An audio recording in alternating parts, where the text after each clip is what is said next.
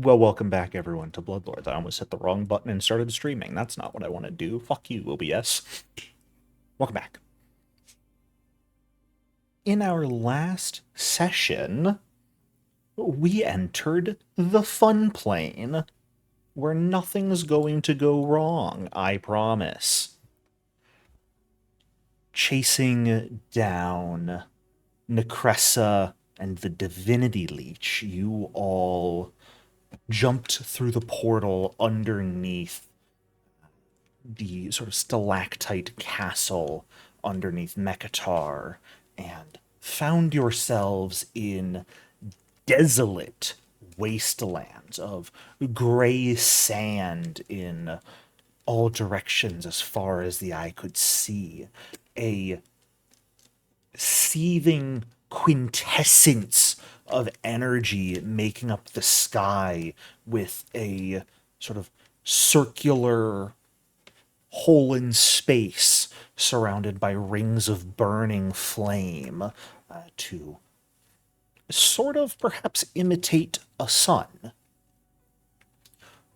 Of course, only four of you woke up in this place to start.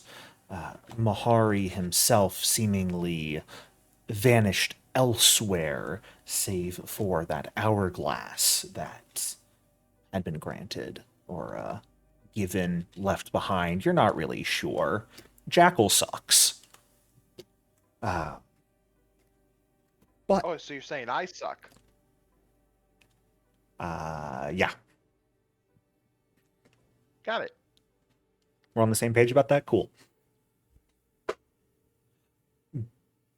As you all sort of began traveling, looking for what Amira noticed to be off in the distance of what you would maybe consider east-southeast from where you landed, what appeared to be slight sort of maybe ridge line, maybe rocks, maybe who the hell knows, maybe mountains. Way off in the distance. Certainly something that will take an extended period of travel rather than something you could reach in just a few hours of walking. And as it's not like day turned to night or anything, but as you all began to reach a point where you wanted to consider resting to make sure you wouldn't be fatigued in this strange and foreign land, a sort of weather phenomena occurred. From that scar in the sky, it seemed like ash was being expelled downwards and outwards, a sort of blackened ash that coated the land and everything it touched. And to avoid being touched by this ash yourselves, you used Kashmi's casting for the day of good old planar palace to get out of dodge and give yourself a place of safety. Of course, as you stepped into this planar palace, it was only a few minutes later that Mahari appeared right near where the palace's door was from his excursion, we'll call it, to elsewhere. And bundling himself up against this ash. It was a little while later that you all opened the door, saw him, helped drag him in, and managed to clean the ash that was on him and on some of you by that point off. Sharing some conversation about Mahari's concerns from what he had experienced before you all ended up heading off for a few hours of sleep and rest. And that is where we are picking up today. It's morning. The planar palace itself is starting to fade away as you guys have all woken up, completed your daily preparations. You've got maybe like 5 more minutes in the planar palace if you wanted to. but the day is yours, effectively, to do with whatever you wish.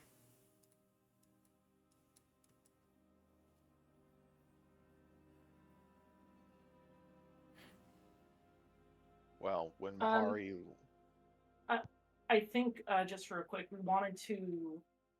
Oh wait, no, we did take the long rest. Yes. So I guess at this point we want to keep going towards that thingamabobber we saw in the distance. I think before we do that, first things first, we should like and subscribe. God, I Yes, hate you I with agree. so much. There's a burning passion and hatred deep within my soul. I get so little joy in my life. I'm here to remove what little you do get. No. Yes. Well, are there any last things you guys would like to do in the planar palace before it fades? Because it technically only lasts until daily prep is made, so as you guys are sort of finishing up, getting ready for this day of travel ahead of you, you've got last few minutes in this extra planar space if there's any last things you would like to do before you head out and greet whatever's outside. If Mahari was up for it, I would have loved a big family breakfast before we head out into the who knows what. oh yes, Mahari would definitely be up for that, and he would have found the blood and coffee grounds that he knows are in here because it's Kalak, Mm-hmm. and then he would have taken something from his pouch to add a little pep to everybody's step. Haha. Hey yo. Mahari as adding drugs to everyone's food. Fantastic. I mean, I that's mean, And that's, let's Wait, hold up. Never mind. You guys like that. yeah, we put all that effort into getting him to not be a shitty cook. Like, this is the least that he could do for us. Yeah. and for Sumi, Mahari will just give her a regular cup of coffee with drugs, no blood. But she gets drugs too. Fantastic. And then once I've poured everybody their coffee, I just start drinking from the pot itself. Damn, no one gets a second Something- cup. No. He'll hold out my to-go cup and be like, I'll look at her. Look at the pot of coffee. I'll be like, "It's got blood in it. Do you still want it?" I take my regular cup of coffee and pour it into my to-go cup and put the cap on. All right, let's go. I do not get a to-go cup. I bring my world's greatest boss mug with me. Nice. How many backups do you have of that? Every time I keep taking it out of the mansion, every time I come back, it's back. Okay, fantastic. Wonderful. Well, as you guys are hopping out of the planar palace into the once more just endless gray wastes, first thing you notice, that black ash that was falling yesterday seems to have entirely vanished. There's nothing on the ground anywhere. It's no longer spewing from the sky. It just is gone. You could almost convince yourselves you imagined it were it not for the fact that Mahari was covered in that stuff when you pulled him in. Is the sky still its gray hue and all that? The sky is a multitude of colors, and just like shots of twirling energy. The ground is gray in all directions, and then there's the sort of just faint, constantly omnipresent silvery light everywhere. Everything's as you remember it. Who's making rolls? Is it real? You do not have to make that roll consistently every time you wake up here. This place is real, Kashmi. You say that. I will Yeah. make it. Well, remember, Every single you're time. supposed to tell me before you want to roll things and not Oh. just roll dice. Because otherwise, I'm going to make assumptions. You don't want that. If I'm rolling a blind perception check, it's always to disbelieve. I will tell you next time. I need my own disbelieve button. On that note, though, I am going to ask everyone else to give me a perception check as well, though, as you guys step out in the morning. Jericho, are there any celestial bodies in the sky? No. It's just the sort of... The energy itself also doesn't really appear to be moving at all. It's like a very abstract sort of tapestry. You cut out there for a second. Did I? Thank you. We love Discord. My fucking favorite. It's like an abstract sort of tapestry of like splashed color almost that's not really moving in any way. So it's not like a sky as you know it. It's just colors. Is it as fucked up as Pleroma? There's a sort of strange beauty to it. I'd actually say anyone who wants to take a look at it can give me also a recall knowledge roll.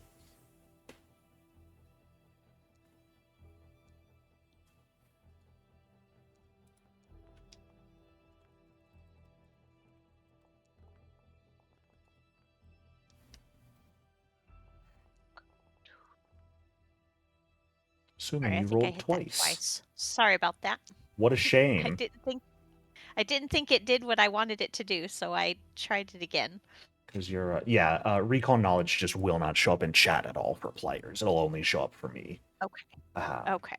What a shame, because your second roll was much better than your first. Oh. Your first was an out one. That's Yeah. lovely. Kashmi, you're actually the only one who, strangely enough, seems to recognize somewhat of what the sky is. And it's hard to tell whether it is directly or it is simply just a representation of it, but the sky is very reminiscent to you of the Maelstrom.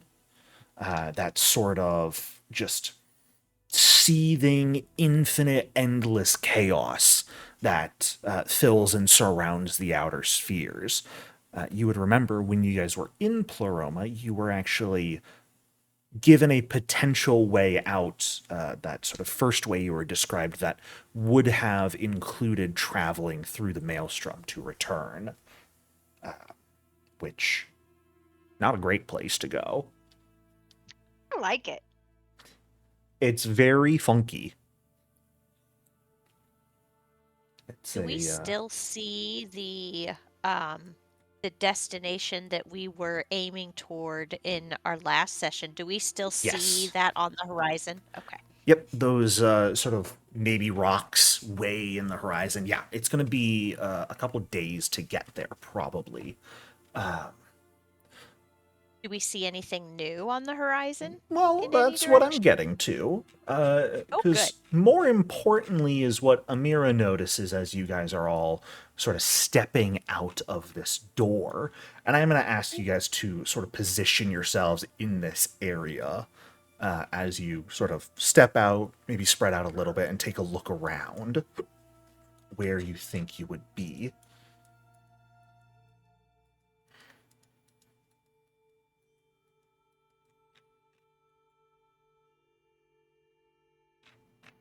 Fantastic. So many people right next to each other. Oh boy. AoE is about to go crazy. Fireball.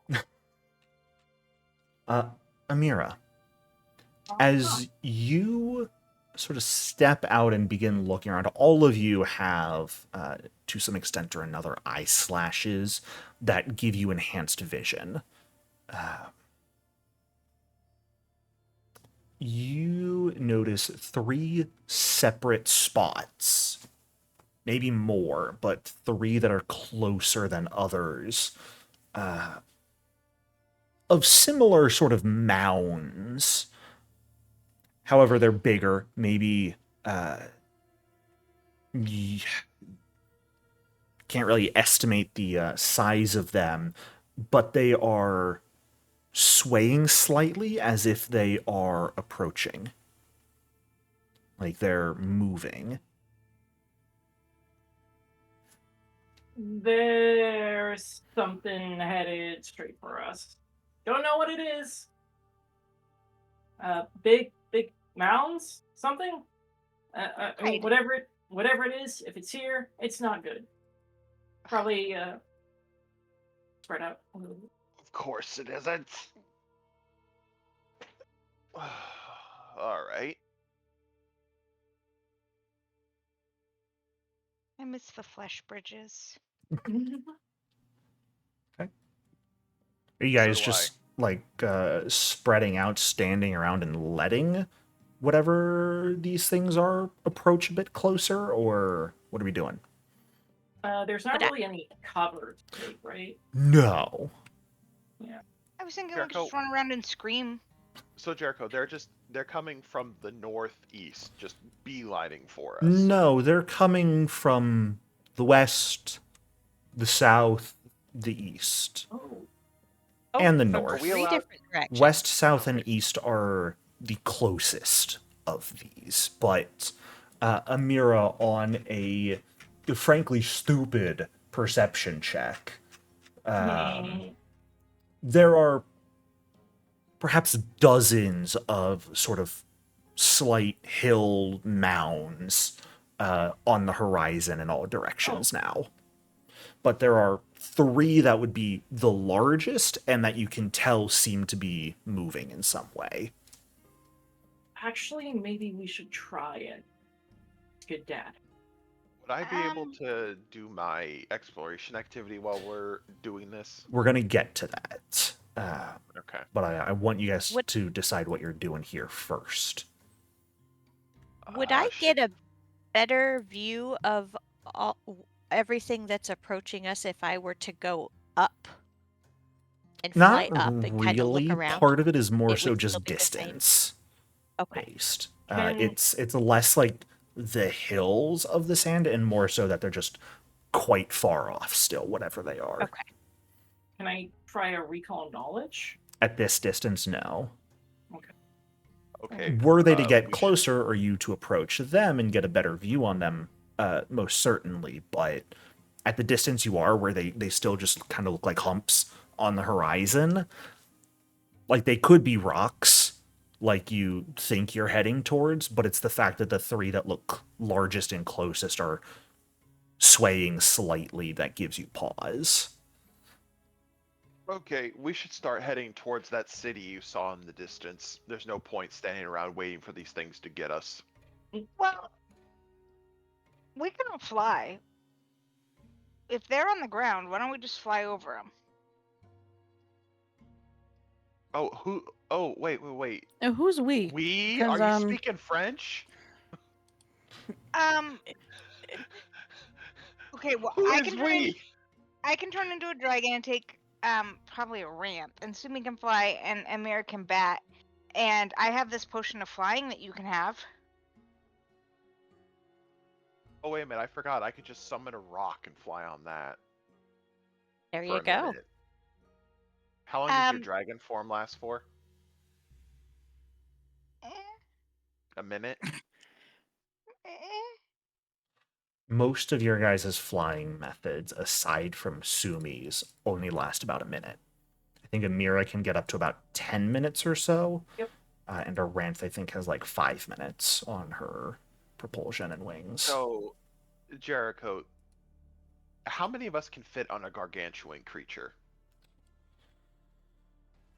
Are you talking Cash like Music a Memorial, dragon or the rock? the rock. You could probably get 2 of you on it. Like one held in its claws, one on its back. For it to not be slowed down. Alright, well, hold on a minute. Now I need to look it up. Uh, Slow down by how much? For now, why don't we start heading towards the north, since that's the one that's furthest away? And the object I saw in the distance was northeast, anyways, right? Southeast. Southeast. Yeah, so if you wanted to head right towards what you were heading towards yesterday, you would be heading towards one of these, like one of the closer ones. Is the thing I saw yesterday still there? Yeah.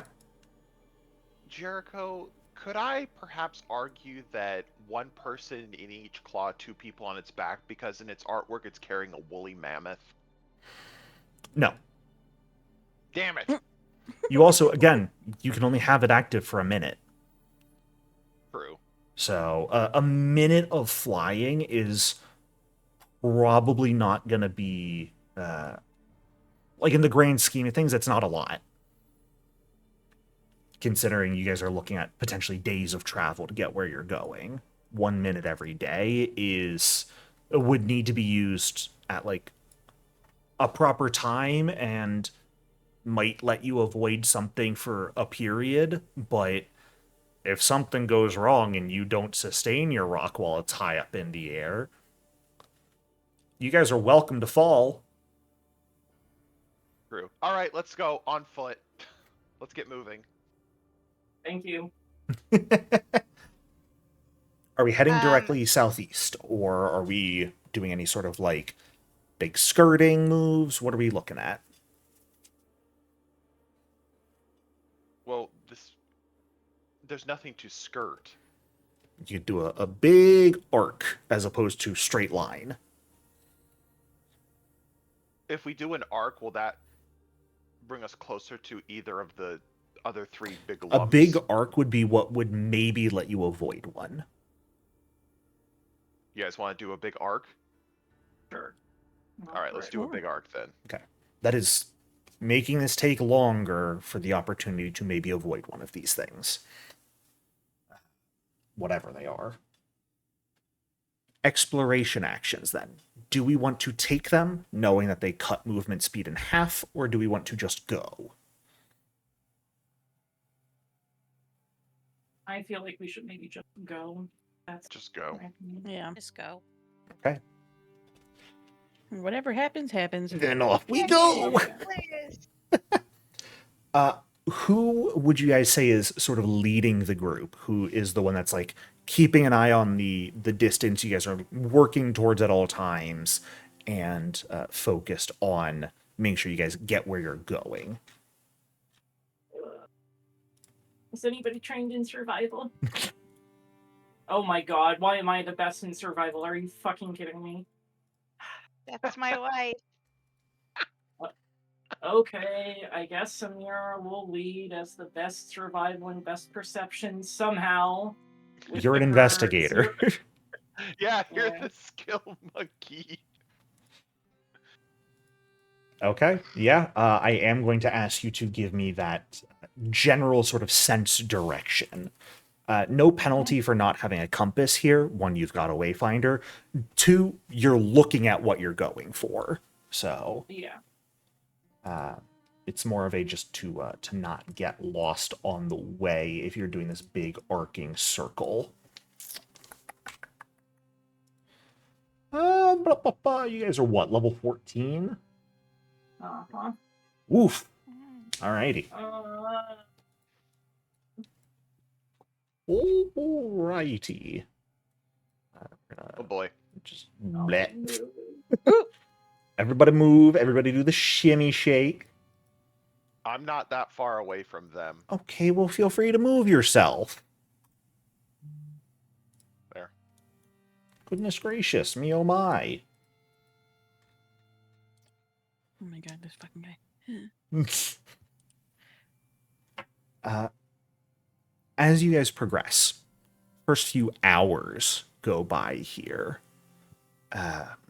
Really just sort of focused on moving at a speed that isn't going to make you exhausted and is going to not really get you lost in any meaningful way.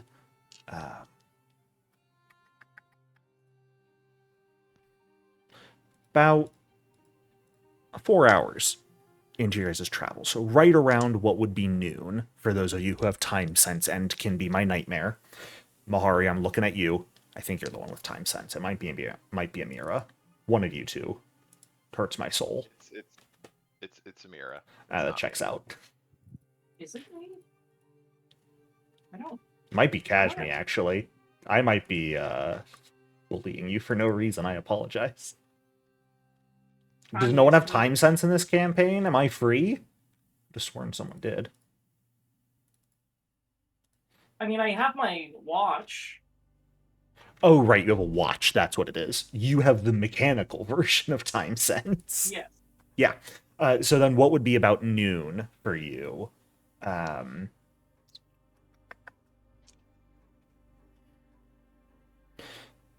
Something begins to happen.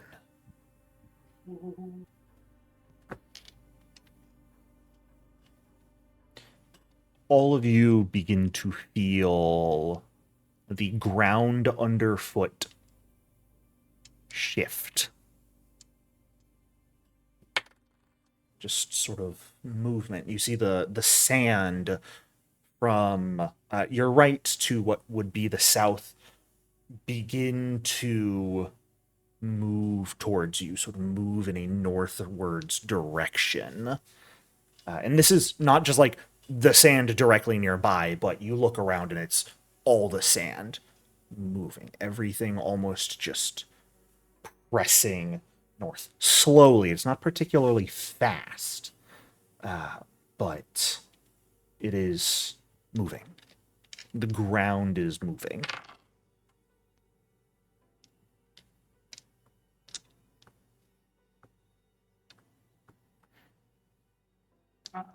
Crap.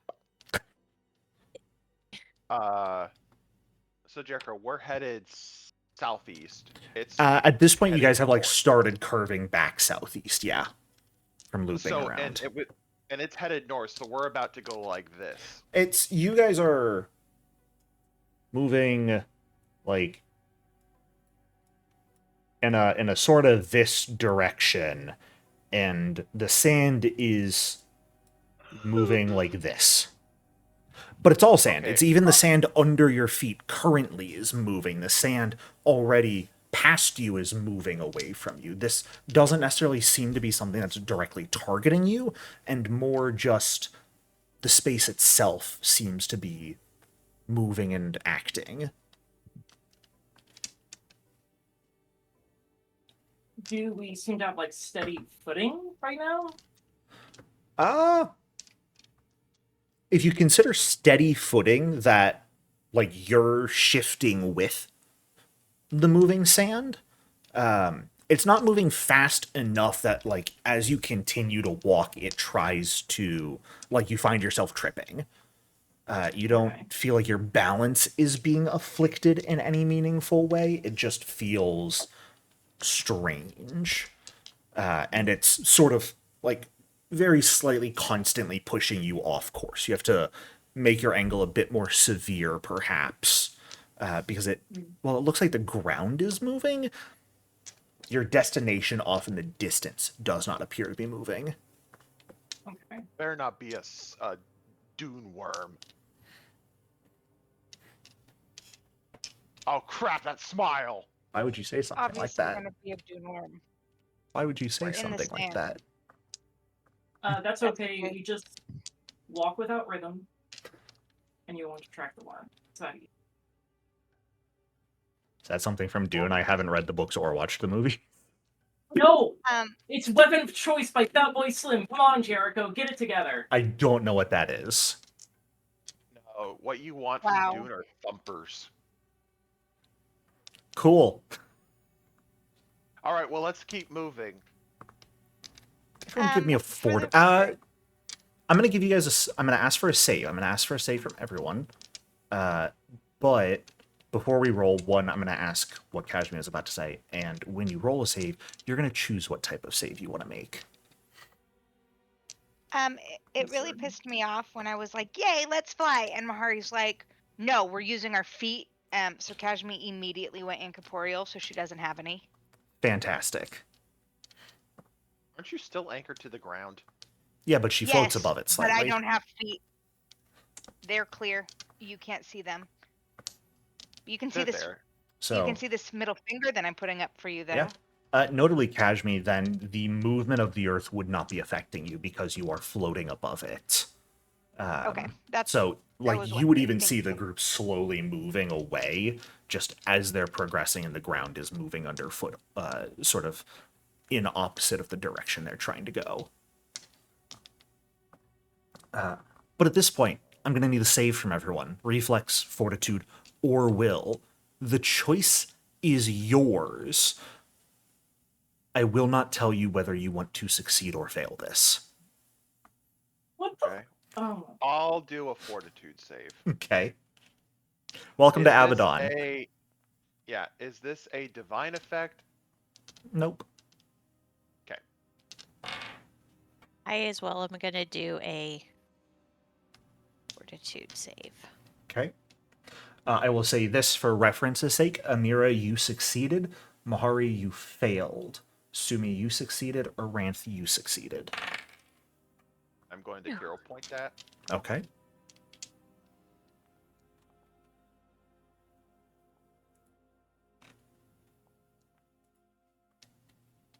And I have that crit success rigmarole. Yeah, I'm thing. aware. It won't save you.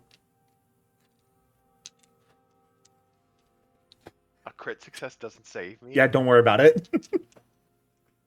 What the fuck? That has to be like a 30th rank effect. Kashmi, you succeeded. Welcome to Abaddon, my guy. Things are fucked here. Not in an illusory way, in a natural way. Okay. Oh boy, this is gonna be fun. Yeah. Yeah. Uh-huh. Huh. Well, Mahari, you succeeded. Crit succeeded at this, so... But you rolled the best as well, so we're gonna resolve what happens to you first.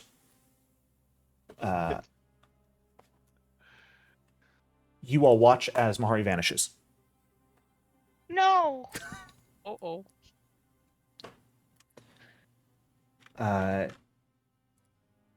And let's see. Next up would be Sumi vanishing. Moments after Mahari vanishes, Sumi herself I'm gonna also immediately vanishes. Look to a ramp and hope it's her next. And grab Amira's hand. You're incorporeal. I'm gonna forget and reach for her hand anyway, and she will just feel the coldness. Fantastic. You feel the coldness, but as you're looking at Aranth, you no longer feel Amira. Oh, boy. At all? Like at all? At all? Like At all. Oh boy. Kashmi and Aranth, what did the two of you do here? As in the I'm course of looking at about 6 seconds or so, you watched one after another, Mahari, Sumi, and Amira just wink out of existence. Don't leave me.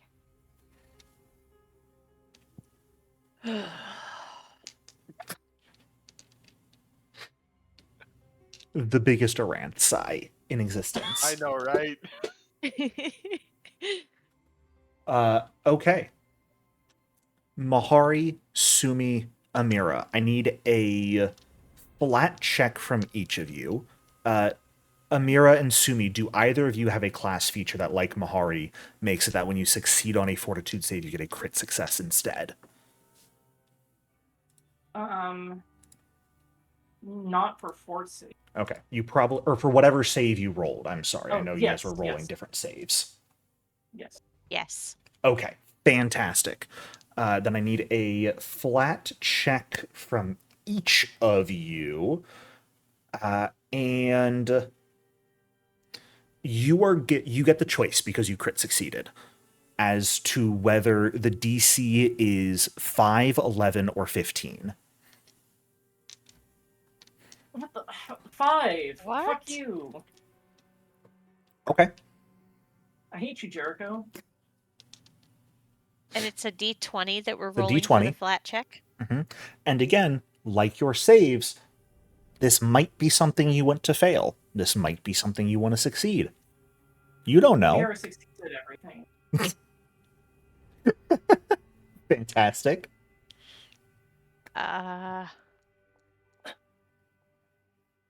Okay. Mahari, what DC were you setting? Or Sumi, what DC were you setting as well? 11. Okay. It doesn't matter, you failed. Okay. You can hero point if you want, but you have failed yours. What are you doing, Mahari? 5. Setting 5. Abandon the living person. I see how it is. I mean, we never liked her anyway. She was weird and she smells. True. How do I hero point? A flat save, You just or do I just roll do it again? Yeah, because I do not Okay. give the Keeleys plus 10, so you just roll again and manually Okay. subtract a hero point from your sheet. Okay. That is still a failure for you, unfortunately. Oh no. Okay. Back to the hero point. Oh boy. Kashmir and Aran, the two of you are standing here on the desert, all of your friends gone, as the desert has also sort of simultaneously with them disappearing, stopped its movements.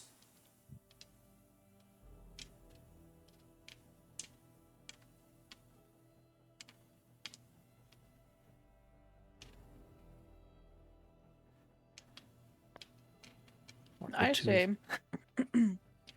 I say we just keep going.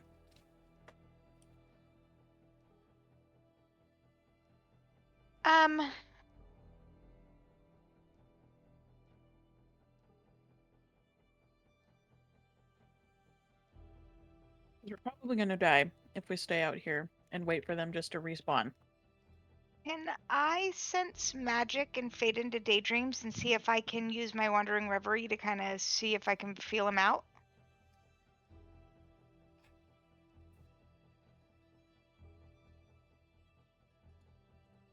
Those don't really give you any sort of additional connection to the world at large. What I will say, Kashmir, is it's probably most important to you right now that your heart bond is effectively severed. You do not feel the connection to Amira at all. Your telepathic bond, you can reach out, and similar to when you tried to contact Mahari and he was somewhere else, there is zero response. There's sort of a static, as if the connection has been cut when you try to reach any of the others aside from Aranth. Okay. So I'm really sorry. You're not gonna like this conversation. First things first, then, can I want to do that thing. I think it's an item. I'm so sorry. I'll find it. Where if I feel strongly towards somebody and they also feel strongly towards me, we don't have to feel the same kind of feeling towards each other. She just has to feel strongly towards me, right? Your lover's gloves, I believe, is what you're talking about. Because she's about to feel real strongly towards me. But also, if she disappears, I want to know where she is. Yeah, your lover's glove is you can once per day grasp the hands of a creature you have strong positive feelings about, regardless of the nature of those feelings. Okay, so she doesn't have to have feelings towards me. I just have to have feelings towards her. Correct. They have to be willing, though.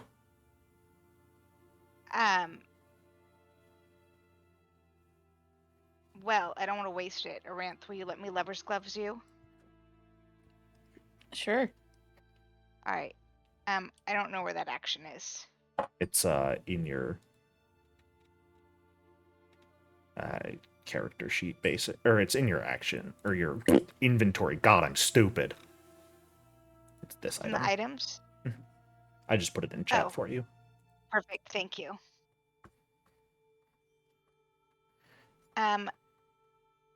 Because this way, if something happens, I know where she is, right? Not really. No. You just Oh, never mind. the Then I take it back. gloves glow slightly when you are adjacent to someone that you feel strongly towards. The bonding effect of your lover's gloves just sort of gives you both a buff. Okay, never mind. That's not what I thought they were. Okay. I'm really sorry, Aranth, but there is one thing that I know about being lost, and that's that you don't move. When you're lost, you stay put until you are found. And I know that Amira knows this. She never fucking listens, but I know that she knows this. So if she's lost, she's just on the other side, and we just have to find her. I am not going anywhere. So if you want to leave me, you're more than welcome to leave me, but I'm not leaving. Because she's still here. She has to be here.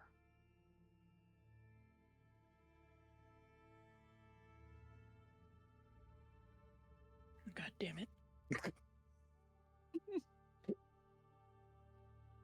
How doth Aranth respond to that? She is just gonna shake her head. I mean, if you want to wait out here and fucking die to whatever the shit that is in the distance that's coming towards us, and be my guest. I don't know what to tell you. If they're gone, they're gone. You know, if you were The gone, I would same- never leave you. The same shit, different day, as far as I'm concerned, but thank you.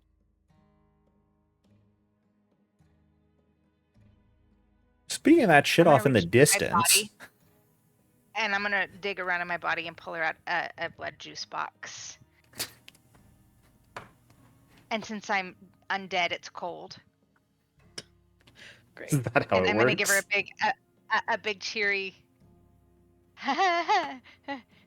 I know you hate this, but also please don't fucking leave me, because then we're both gonna die. And also, you're the one with all the magic, and like any chance of like figuring this out is all on you. So like, take my juice box and feel my love and desperation.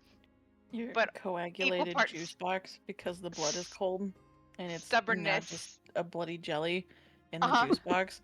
Yeah, I'm doing the best I can here. It's a Like, fucking autist's worst nightmare over here. Just something that's supposed to be liquid is now jelly. Okay, just hold it in your I'm gonna hands for a see- minute or two and it'll warm up and melt. she's also dead. I'm dead! I'm gonna see her face and then reach into my other pocket and pull out a spoon. Yucky! Oh my god! Would you like to partake of the blood jello? Blood jello, dog. I can't fucking deal with this. And you know when like a Oh. toddler is real proud of the mud pie that they just gave you, and they're offering it to you with the biggest smile because they know that they have And done a spoon a that they good pilfered thing. out of the fucking cabinet. At least it's not a spork. I'm not a monster. Wonderful. Oh my god. Yeah, Aranthel just... I can't fucking believe that your manipulation tactics are working. And she just yanks the fucking juice box out of Kashmir's hands and looks around. Give me a perception check. Can I also perceive as she You looks around? may. Yeah, most certainly.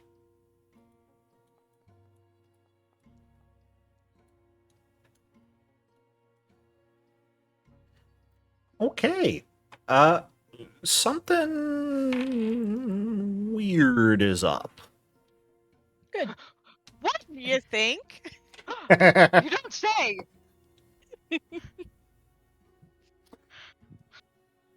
Because a moment ago, the sand sort of suddenly stopped shifting as everyone else vanished. There was nothing else close by. As you take the juice box, Aranth, and, rip off the top, hold the spoon Jello inside juice. yourself, and look around, and then Kashmir, you sort of simultaneously look around. There are things that are quite close. Are there 3 things? 2. Fuck. They're about, you'd estimate, maybe 20 feet tall-ish. If you could describe them as a thing, it's better than describing them as a person in any way. The first half of their form is a mass of wriggling flesh. More specifically, what look to be fingers. Dozens upon dozens of fingers of differing sizes, each growing out of one another at varying places.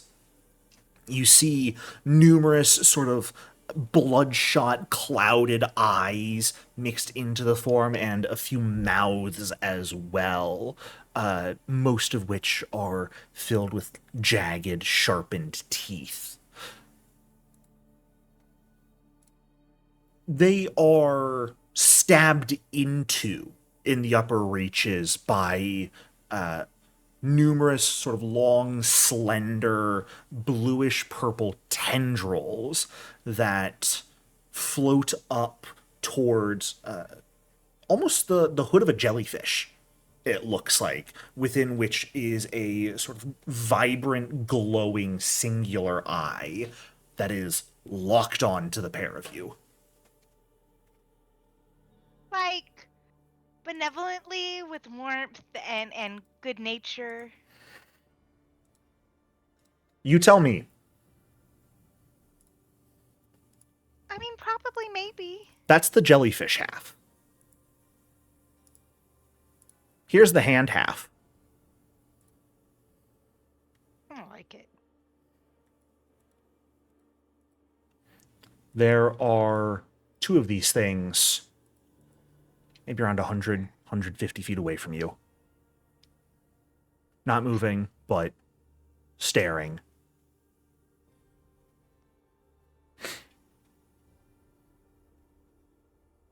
Do you want to fight or do you want to talk? I prefer to do neither, actually. I don't want to run.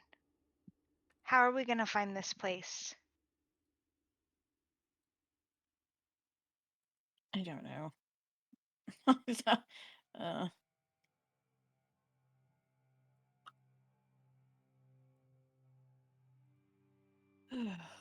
uh, first of all, that art is disgusting and I hate looking at it. I You're actually really welcome. like it. I really want to bring it home with us. You Could you imagine concern how me. good it would be at back scratches? No. I don't, because we wouldn't have it in the house. I mean, that's Things okay. remind I'll make me it of a the little... Hecatoncheires. Not quite. Oh, well, what'd you just call me? Me? Hecatoncheires. Yeah. No, I said these things remind me of a Hecatoncheires. Fair. I know, and I didn't know what you said, so that's why I said, what'd you just call me? Hecatoncheires are more multiple people in one body. They look like this. Oh God, why do you have that art on standby? Jesus. Because Mahari mentioned Hecatoncheires, and I knew I had art for it. I Oh, these deployed things that are the against. these, Yeah, I deployed that against one of my parties the other week, and wow, that was a bad fucking idea. It fucking demolished Those them. guys are It's- level 24. Yeah, and they were level 20 and like very well outfitted and very good players, and they still got their asses kicked. And it was a weak Hecatonchery. Oof. Sorry. Continue. Kashmir rants. In this moment in time, the figures begin sort of scrabbling across the sand, slowly moving in your direction.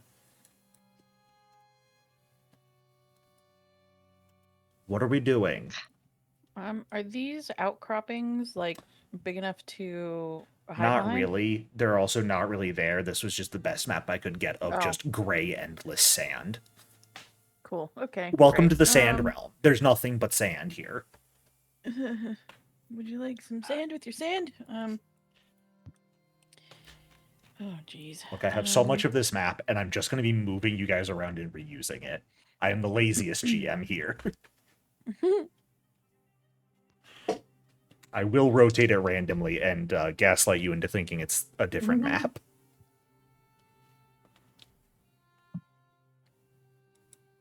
Boy. Great.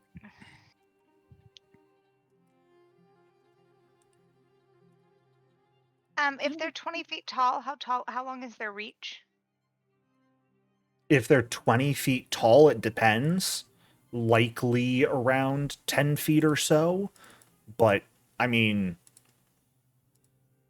those are long-ass tentacles.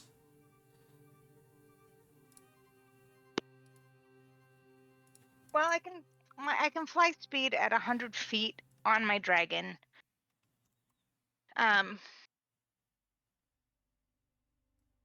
Only buys us a minute, but it'll get us out of here. I'd prefer to have a minute rather than 30 seconds, so... Fuck. Okay. Kashmir goes dragon form. The moment you go dragon form, Kashmir, both you and Aranth hear a voice in your heads. Unfortunately, Aranth, you do not understand it as you do not speak Aklo, but Kashmir does. Are you the one? He wants to know if you're the one.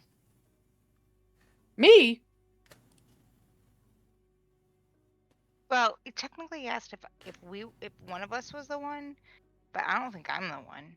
I smell it upon you. Wait, what did it say? I smell it upon you. Oh, God. Oh. Well, then, by Kashmir's logic, that's probably Aran. No, it's fucking Sumi. She stinks. I told you. She smells like I don't know, like BO and desperation. I don't even know. It's probably Sumi. I mean, excuse me, sir, ma'am. Excuse me, being. Are you shouting this out loud or responding in your mind? Oh, my God. I think. Our survival hinges upon what your decision is right now, Kashmir. Yep. I'll also Just so say, we're aware. you heard this as you cast the dragon form, so its timer is running out. I'm gonna say, excuse me, sir. I don't think so. I think the one was with us, but now has disappeared. Can you help me find him? That energy smells the same. I mean, are you a good? Are we gonna be friends, or are you gonna try to kill us? Kashmir, can we fly away so we're not just talking in one spot, please? Yes. Kashmir is immediately gonna look at Aranth and consider her options. You don't know what me for? You don't understand what he's saying. You just think I'm looking at you endearingly. Right, and you're just ensuring your fucking safety. standing there, and we have those things coming straight for us. So can we go? Can we speed this up a little bit? I will scoop her and then fly 100 feet straight up. Okay. Straight up! Not forward? I mean, we're still having a conversation. I'm not rude. I would Manners, say man. you first heard the voice when one of these creatures got about 100 feet away from you. So there's telepathy. likely a limit to the range of their telepathy of an estimate 100 feet or so. I will.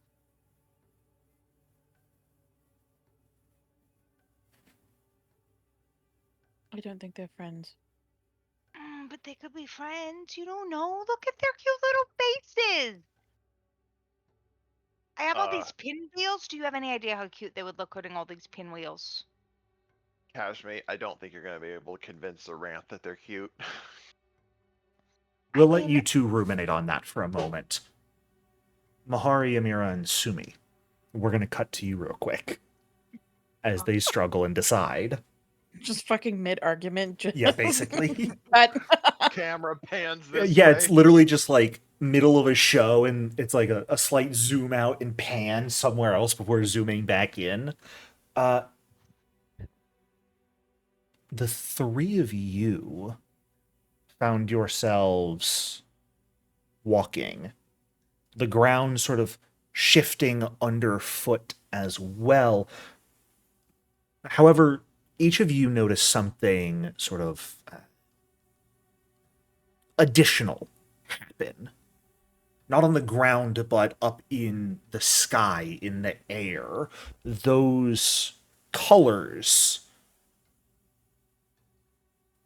seem to crack. The air in space around you seems to fracture slightly, and as opposed to the omnipresent silver light around this area, through those cracks begins to shine a pale golden light covering the land. As you see this light, you simultaneously realize you are alone. So, each of you is alone. You're separated from everyone else. However, I'm going to be asking generally what you are doing in this sort of space whenever you find yourself right now, since you're all sort of similarly entangled, just not with one another. So, sorry, just try it one more time. I heard something about a light, but we're entangled in like webs or something? No, it's that was just speech. Oh, sorry. Effectively, the ground is still moving underneath you, but sky, the space that makes up the sky where all those colors are, has fractured, and amidst those cracks, golden light is pouring out and covering the land. And as it did so, you realize you are now alone.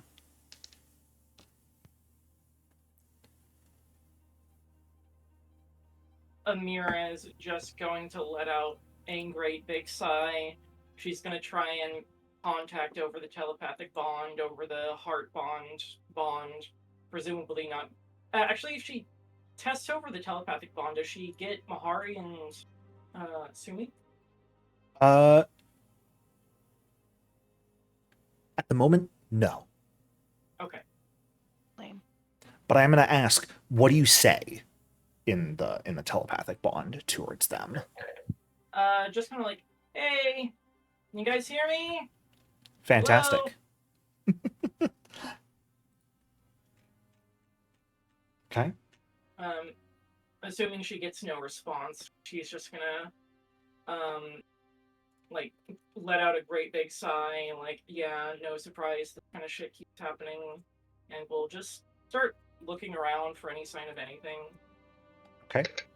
You see space around you. The ground is still sort of shifting, but everyone else seems to have vanished.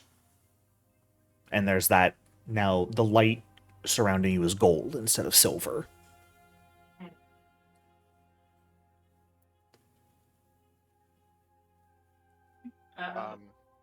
Okay. Mahari not hearing anything in his mind, meaning that it's not working, because otherwise he'd be hearing panic voices. Fair. He's going to reach down and pop open the hourglass. Pop open the lid of the hourglass. It's still empty at this point. He's just going to pop it open and leave it.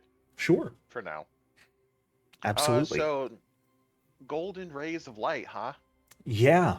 Very weird. Can he see anything through the cracks that the light's coming through? No. The light where it's like coming through, it's so bright and blinding. It hurts to look at almost. It's Might kind of what you remember the sun to look like. However many centuries ago now you last stood under it. Am I still standing on the sand? Yeah, and the sand is still sort of moving forward slightly. Do I see the footprints of where my companions once stood? Ooh, good question. Good question. Uh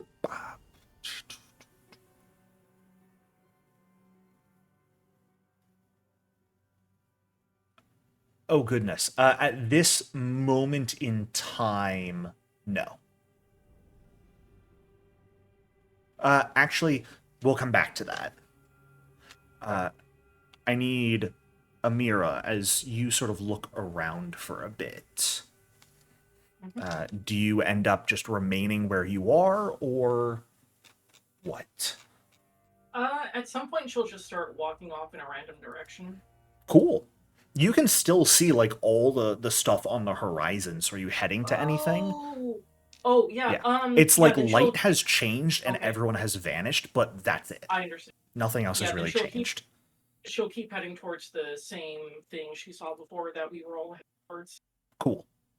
and just hope this resolves itself on its own somehow. Fantastic.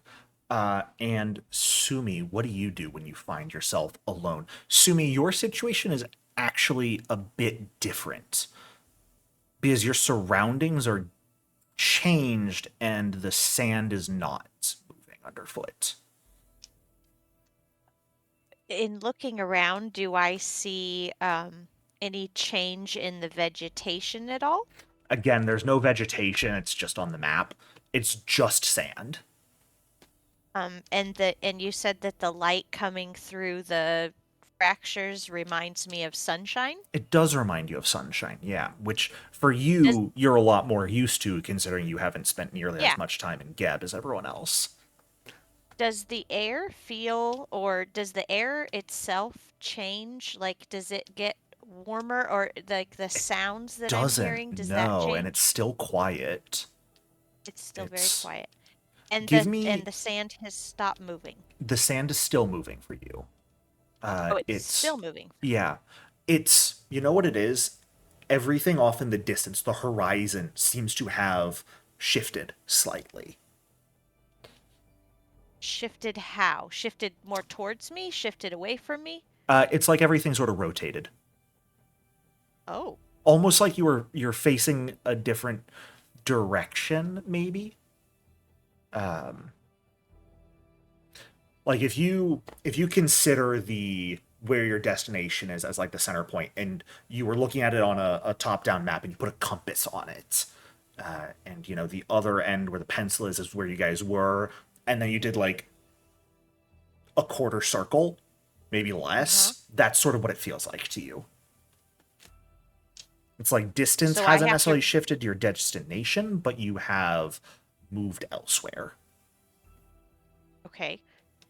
So in order to continue toward our destination, I would need to orientate myself. Yes. Yeah. Okay. And you said the sand is still shifting beneath Sand my is still feet. shifting. Yep.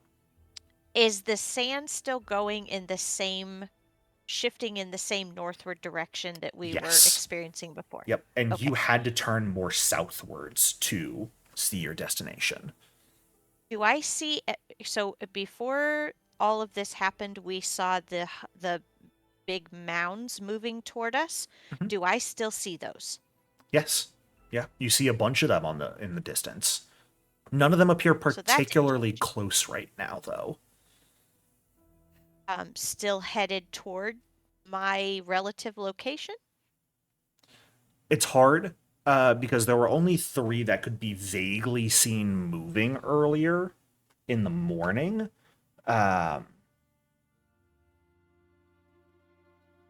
Generally, I give me a perception check. Actually, we'll go with a roll here. Okay. It's hard to tell, unfortunately. You're so focused on sort of getting your bearings back that it doesn't look like any of them are moving to you right now. So, Well, Sumi is going to not like shoot up into the sky, but she's gonna she's gonna fly up about 10 feet into the sky and Mhm. start heading toward the same destination that we were heading toward before. yeah, absolutely. After around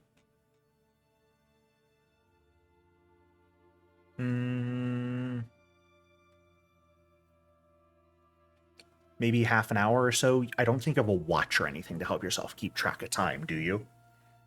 No.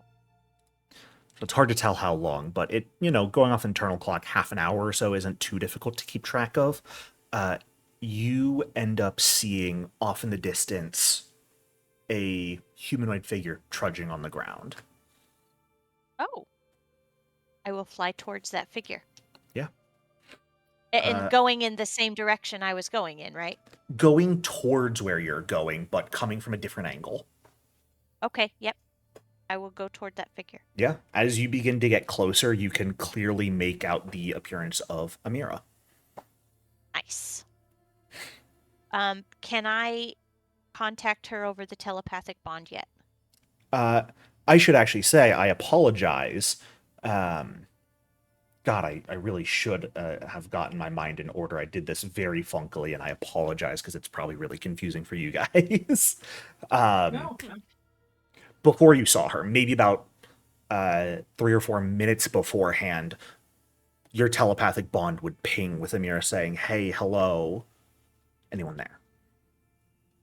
I would respond to her, hey, I am here, but God, I I really don't fucked this know up. exactly where I am. That's okay. I don't really know where I am. I don't know if I can give you directions to You where I sound am. like you're 25 miles away, Amira. Just, I'm sorry. Sorry. No. That's much better. Yeah, I don't really know where I am. I'd love to give you directions, but I don't even really know that. Yeah. I mean, keep flying around. I'll try and keep an eye out for you.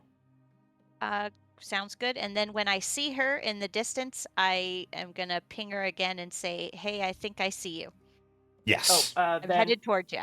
Yeah, then Amira will start waving.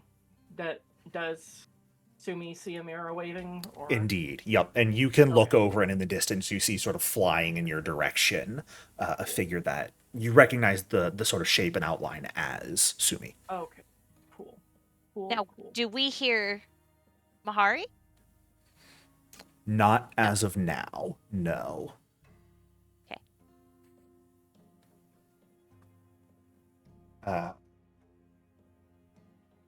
So the two of you reunite. Yay.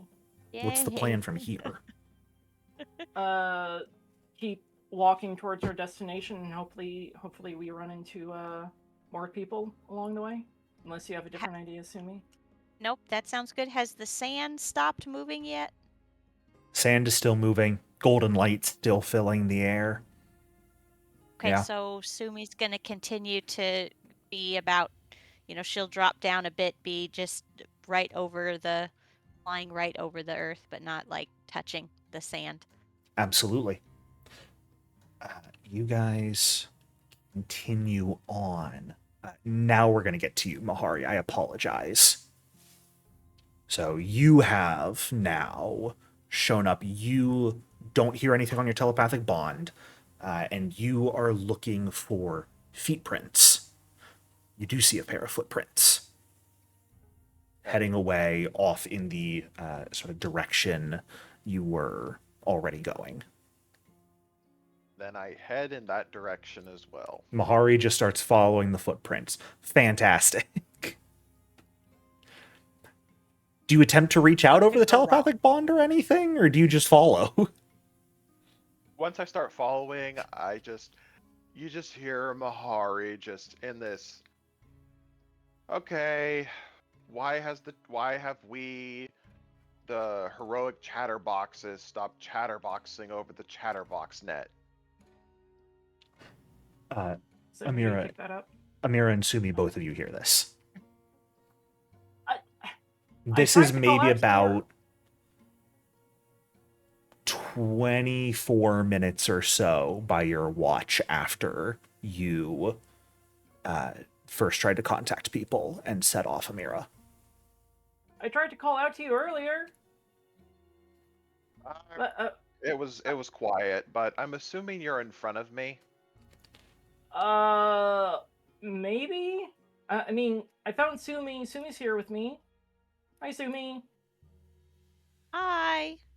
Hey, Sumi. I'm assuming that since I only see one set of prints that you flew. I did. Yes. Man, that must be Shifting nice. sand and my boots do not get along.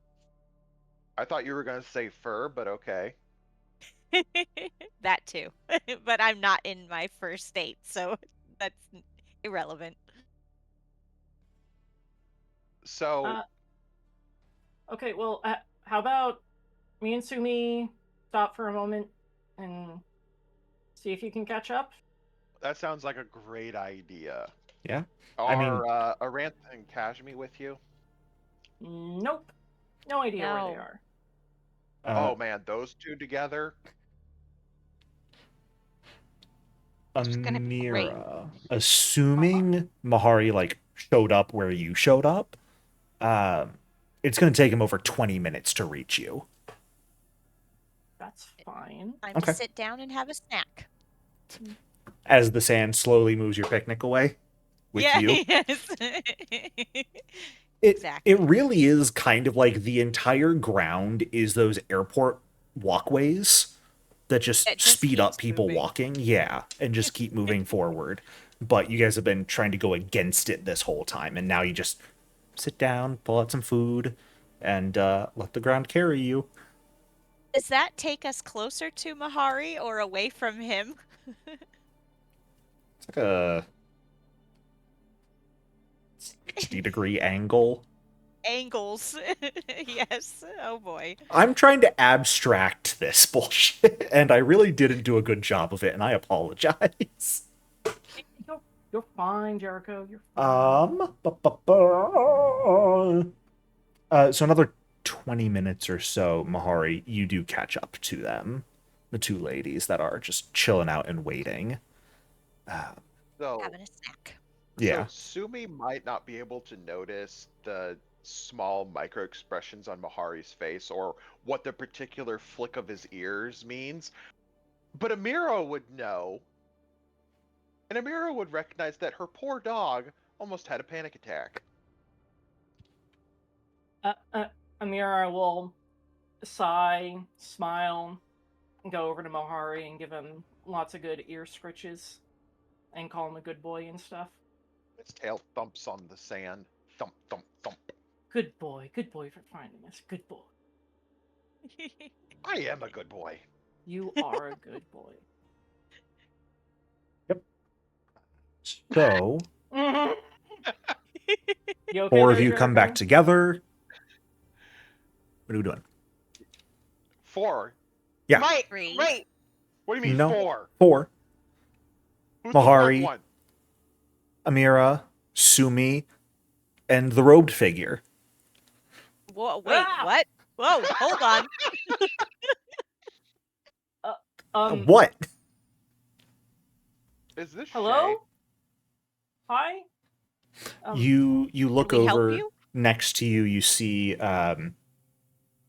was not there a moment ago, you're like 99% certain. Just sort of dark crimson, nearly black robe that like goes down to the sand, fully covers the figure, cowl pulled up, like sort of shadowed face, and it's a very gaunt looking sort of human man's face, skin pulled taut against the skull underneath. Eyes are just sockets at this point. You can see like long dried flecks of blood trails within them. This figure just sort of is standing there next to you. Does this look like a lich? It looks like a robed, maybe undead figure. Liches come in all shapes and sizes. How dare you try and stereotype them? Oh, he's going to. Hello? Can we help you? Good day to you. Good day. Is it Good day. I guess it is day. Yes, good day to you. Are you in need of any wares? Oh. Oh, Under yay. here. Do you have like okay, so to get rid of the poison, you need the green herb and you combine it with the blue herb, right? I'm sorry, you're too young for that, Jericho. Never No, mind. I exactly know Oh. the Resident Evil reference you're making. Thank you very Okay. much. How dare you? How dare you? My heart. I'm afraid I haven't the faintest idea of which you speak. Oh, I was trying to figure out how to say that without making it seem like I, Jericho, didn't know what you were talking about. Yeah, Because I got the reference, but this guy doesn't. Do you what- have any information? I have memories of information. What do you seek?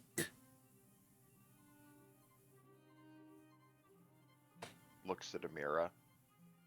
we're trying to find our friends.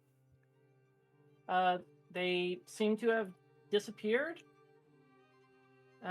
Catfolk, yay high, really pretty. Then a vampire elf lady, actually a robot, but that's not pertinent right now. About this tall, really pretty, but also kind of bitchy a lot of the time. I like how we're just talking mad shit while they can't hear us. I see.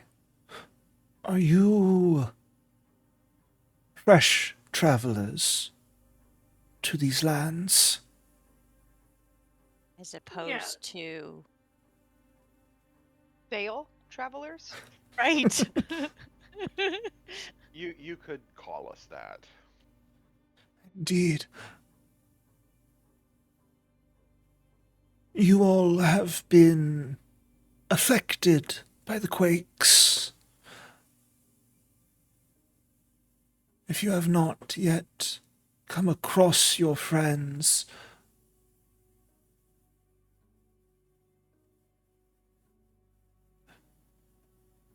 they are likely back where you lost them. The quakes. Is that just the land doing its thing, or is that magic? All is magic here.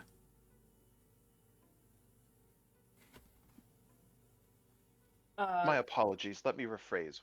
Was it magic with intent of an intelligent creature, or was it the land's magic doing its thing? It was these wastes. The wastes themselves are intelligent. Fine. Is there any way for us to head back to where we were when the quake started? Wait. You still have your legs, do you not? Okay, yeah, but we have this like telepathic bomb thing going on that's supposed to work unless we're on like different planes or whatever. And it's not working right now, so. You'll be able to hear them again shortly, when the quakes end and you catch up to them. Okay. Oh, my apologies. My name is Mahari. May I have your name? I do not have a name anymore. Well. You should not be Well, do you have so to quick to give yours. Makes a good point. Alright. Anyways. He does. Yeah, names and power and all that kind of stuff, you know? Much can be traded in this land. You should be careful to retain what you must. Unless, of course, you do not have need or desire for it anymore. What kind of things do you have to sell, buddy? Memories. And you'll see the figure sort of open the cloak slightly, and there's another cloak underneath, but sort of the wares, so to speak, are perhaps 24 or so glass vials, each of which filled with a sort of bluish black, what looks to be almost like ink within them, each about maybe half full. Are any of them mine? Kashmir has sold a lot of memories. Maybe. No. What are you buying? Basically, yeah. You're welcome. We can both make Resident Evil references here. Well, I thought this guy was like, from the get-go, was supposed to be the fucking RE4 merchant. Oh, fair. Yeah. You know, like robed figure talking about selling things. I'm like, what are you buying? The guy with enough firepower to wipe out the eastern seaboard. Yeah. This guy unfortunately does not have weapons. Amira will take a look at the bottles and say, okay, are they like labeled so we know what kind of memories they are? Or Sumi peeks her head over Amira's shoulder, super interested to see what's written, if there's any labels or anything like that. No, there's no labels or Just anything memory like that. roulette. I also It's just should mention, I apologize because I forgot to check this, but I do believe, yeah, this man was speaking in Osiriani specifically. oh, interesting. oh, okay. Almost said Talden, guess- but none of you speak that, so. I guess as she's looking, she'll ask, so do you actually speak Osiriani, or is it just one of those like weird things where we can understand everybody beyond languages? I once traveled to the Golden Road.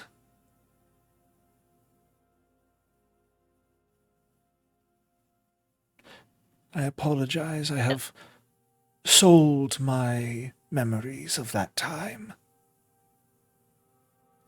Do you happen to have a memory that shows where any form of civilization is in this land?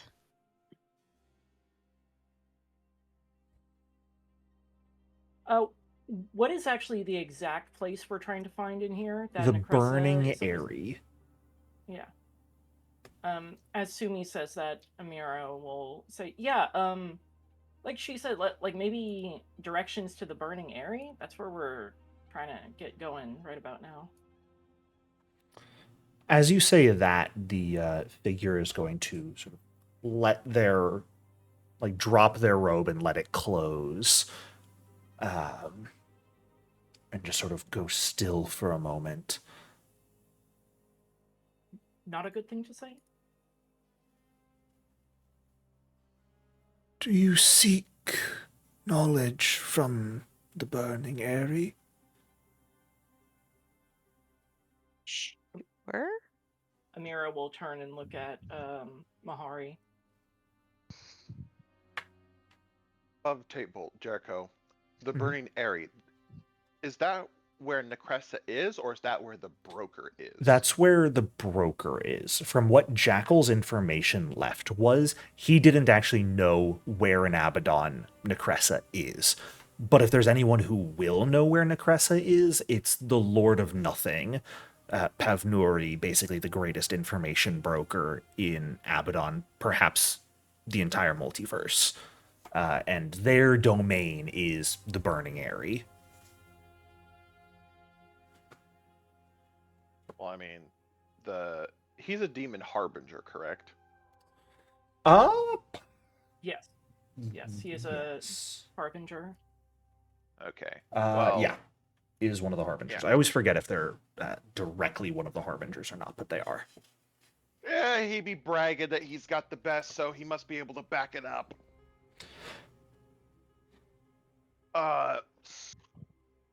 So, yes, we're seeking knowledge from someone in the Burning Area. I see.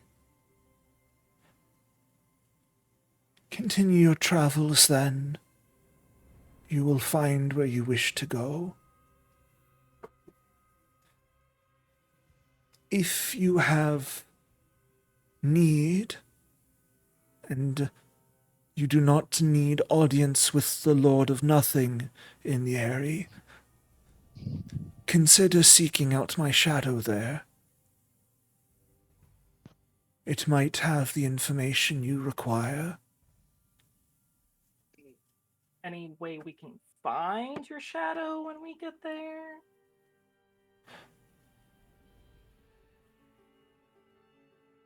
Their entourage is spread wide. Now, they will not be difficult to notice.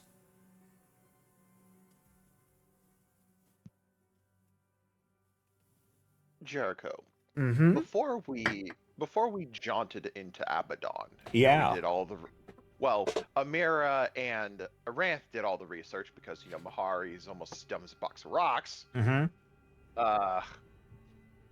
Was there any knowledge back in Mekatar about, not specific to a particular harbinger, but how the courts of daemons work? Any esoteric scribbles, notes, anything like that? Saying courts is a bit of a misleading term. As best you guys were able to gather, any demonic harbinger effectively would have their own rules in their domain for the people in them.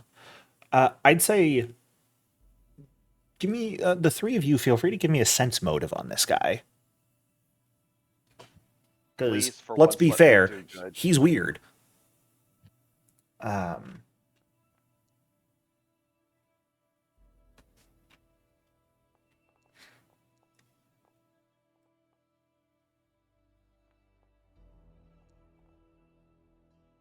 Okay. Amira, there's a couple things. First things first, when this guy mentions, like, you can meet his shadow, you get the sense they're being literal about it. Which would mean of the weird entities you may find in the Burning Area, finding actual, perhaps sentient shadows as information brokers would not necessarily be out of place, would not be uncommon. To go back to earlier in the conversation slightly, as it sort of dawns on you in this moment in time, this guy mentioned quakes, mentioned theoretically Kashmir and Aranth are back where you started, and you'll catch up to them. Sumi appeared, so to speak, a couple dozen minutes before you did, such that the telepathic bonds you sent out immediately upon regaining clarity were heard after she had been flying for a couple dozen minutes. Mahari never heard the messages you sent.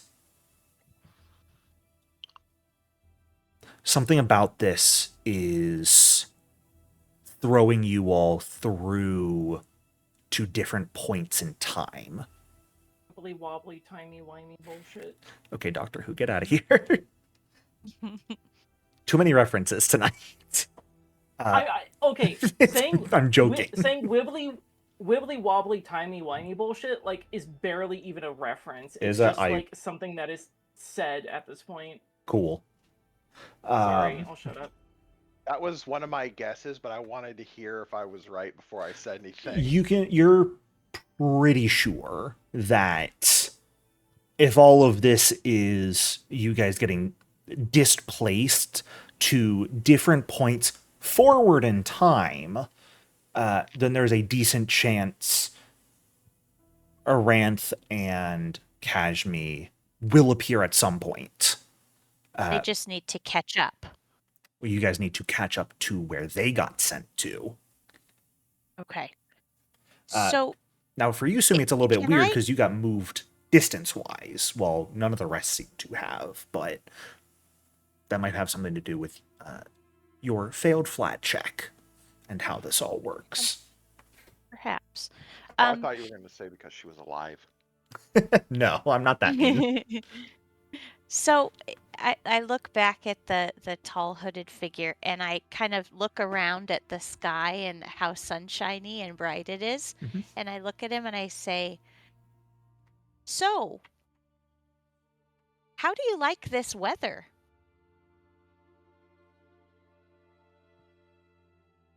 Is this normal for this season?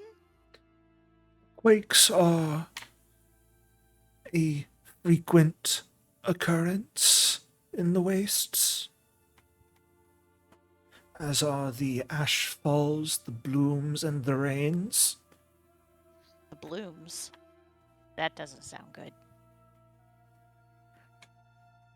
What about the sunshine? There is no sun in this realm. Can he not see the golden light?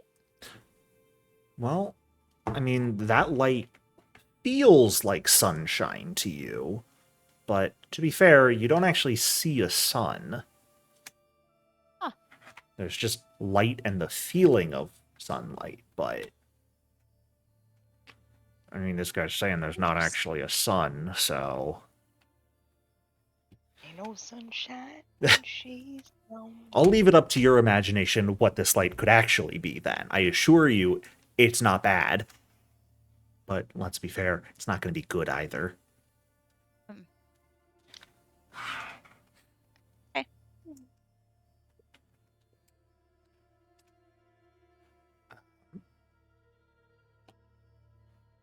What do the three of you do from here? Do you head back towards where Kashmi and Aranth would be likely? Do you continue moving on? Do you have anything else you want to speak to this individual about? How tall Well, is if- this individual? Regular human size, maybe like 6'1". Okay. 6 Well, foot, 6'1". If we're catching up with where they were sent, then wouldn't we just continue moving forward and we would run into them? That's assuming they moved.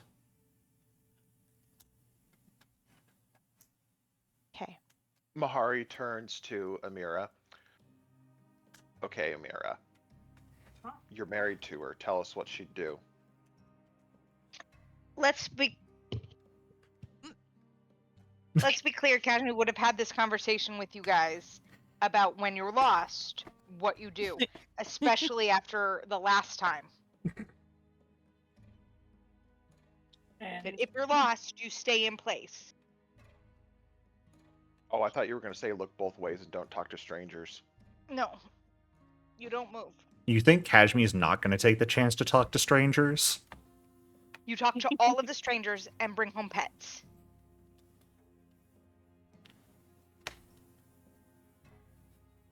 PSA to any children who happen to be watching this. 1, why are you here? Stop that. 2, don't talk to random strangers if you're lost. No.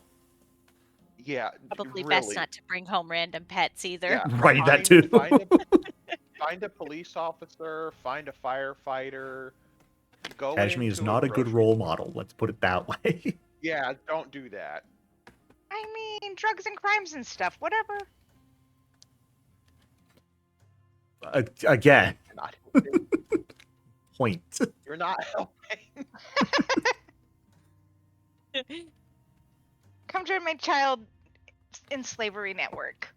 Oh my I'll give god. you snacks. Wow. Anyways, Anyways, moving right along. Oh, Call it family. It's fine. Stop digging the hole here, Kashmi, please. Amira, Mahari asked you the question, effectively. What would Kashmi do? she might be staying in place? Maybe? I mean, the guy said if we just keep moving on, we'll find him, and he's, like, weird and all that, but I assume he knows what he's talking about? He certainly has more experience than we do in this situation.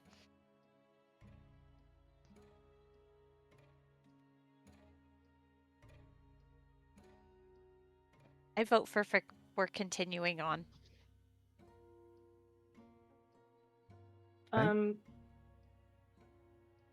Amira will, sorry, I'll let you speak whatever you're going to speak, Mahari. Mahari likes the idea of moving on because he has faith that Aranth will be able to convince Kashmi to move on too. You know, Aranth is the logical one.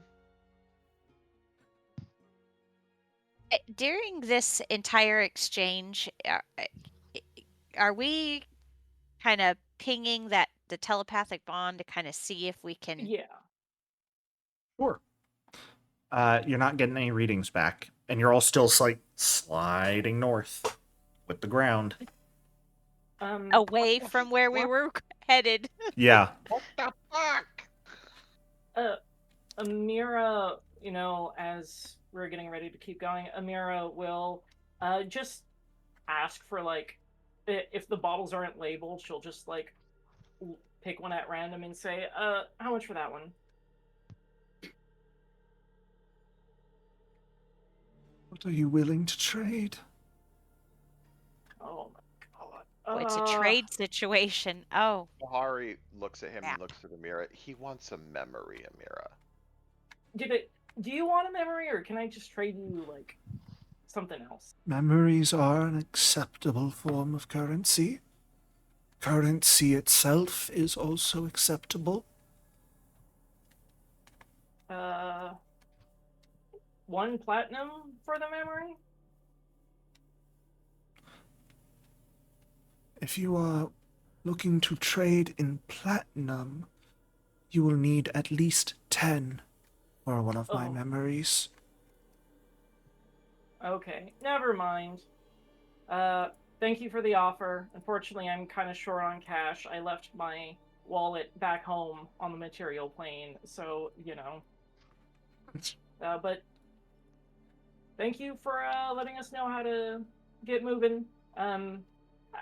Actually, you know what? No, you did us a favor, and she'll pull out 10 platinum and hand them over. Go ahead, pick one for me.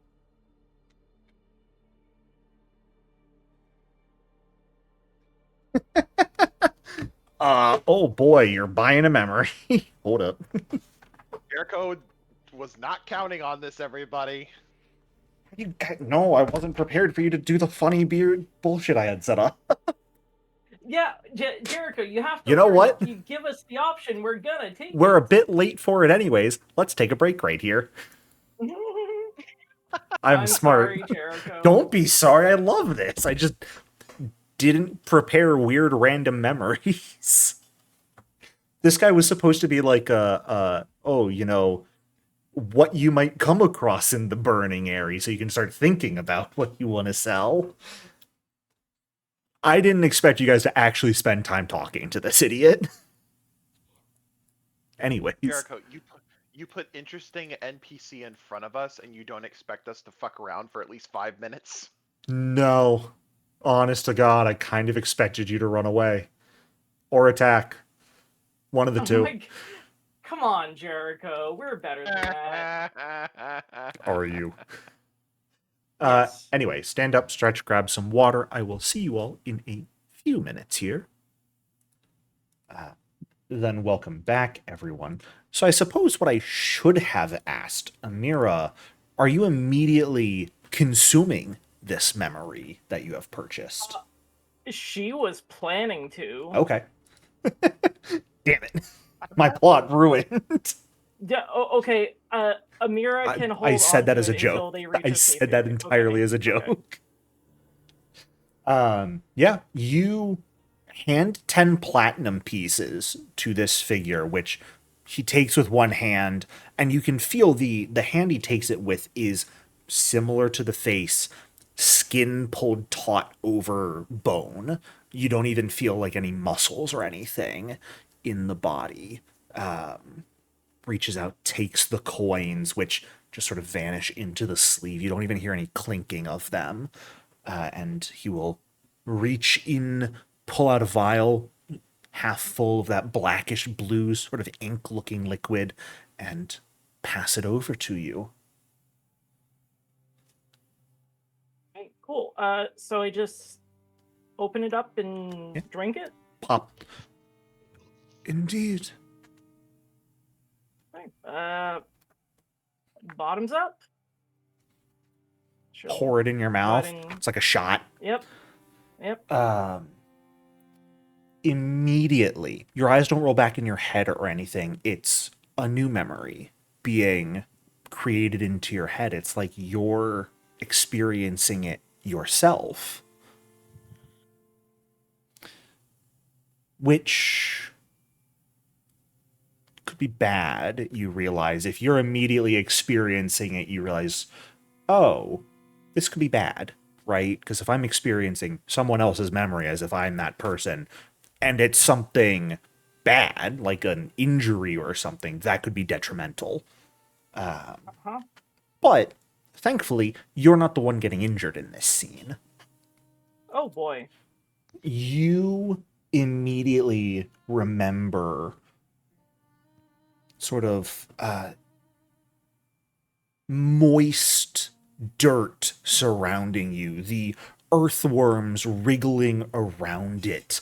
To either side, the extraordinarily dense but yet vibrant flora, the warmth of the sun beating down upon you, the light near blinding as you open your eyes and raise your head from the position of prostration you were in to behold a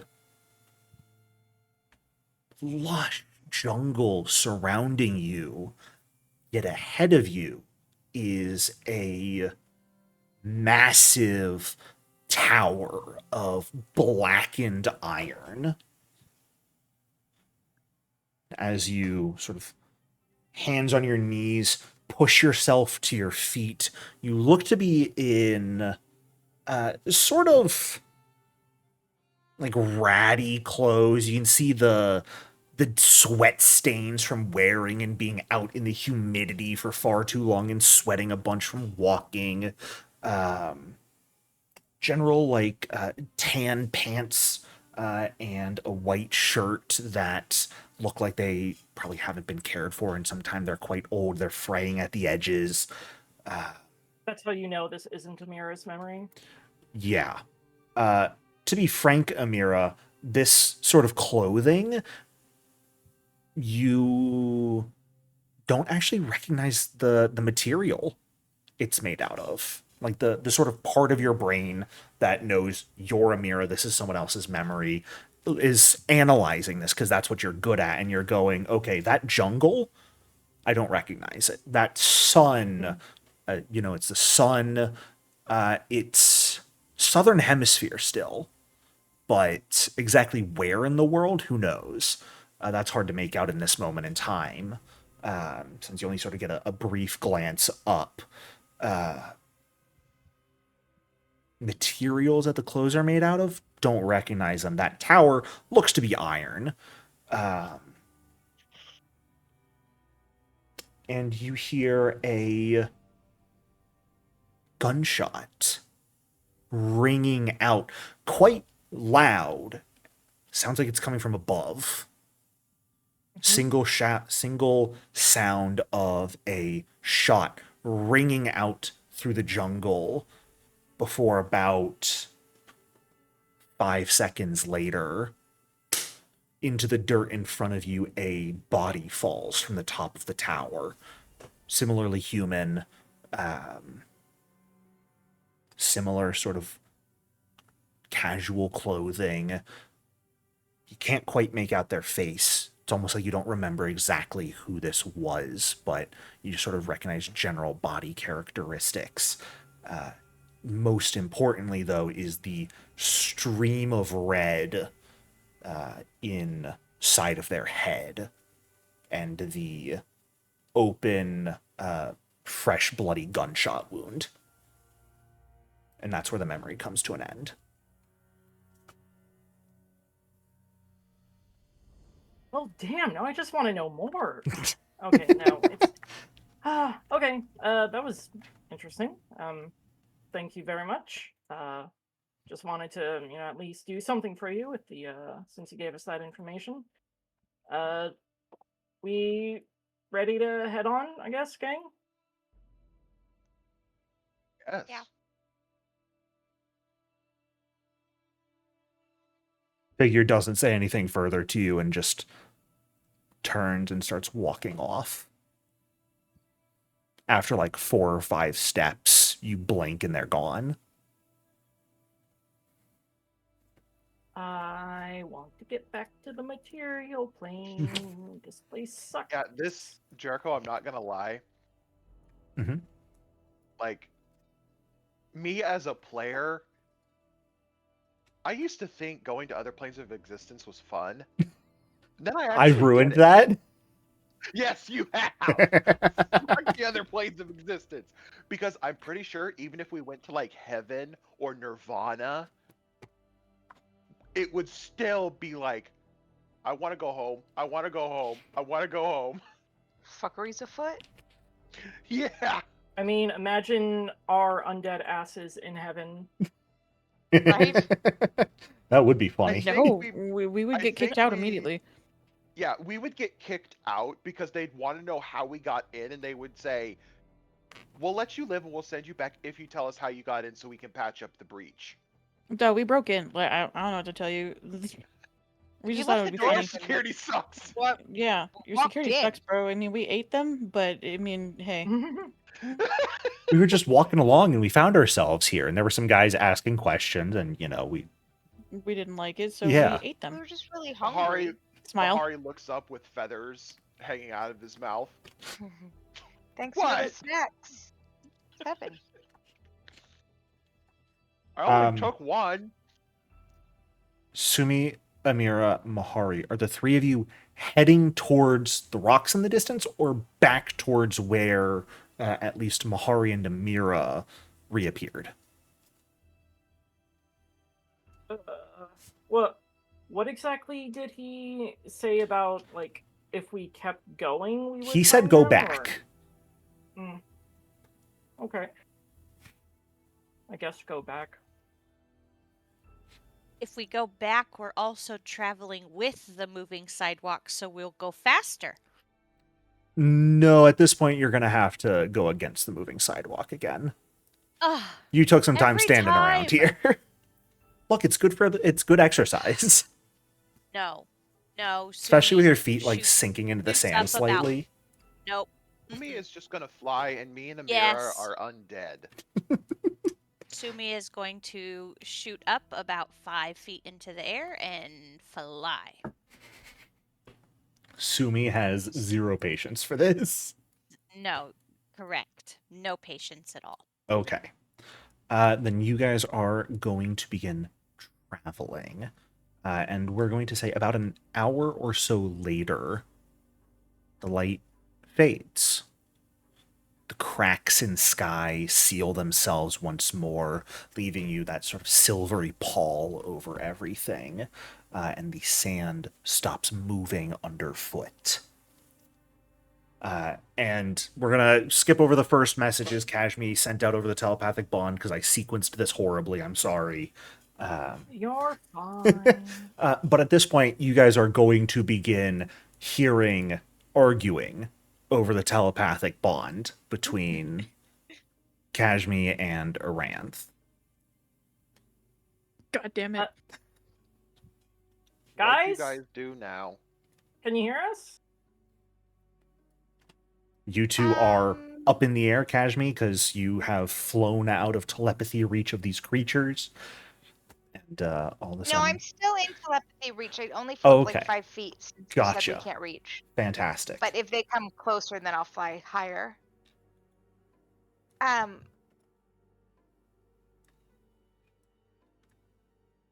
Okay, I will say, hey, welcome the fuck back, motherfuckers.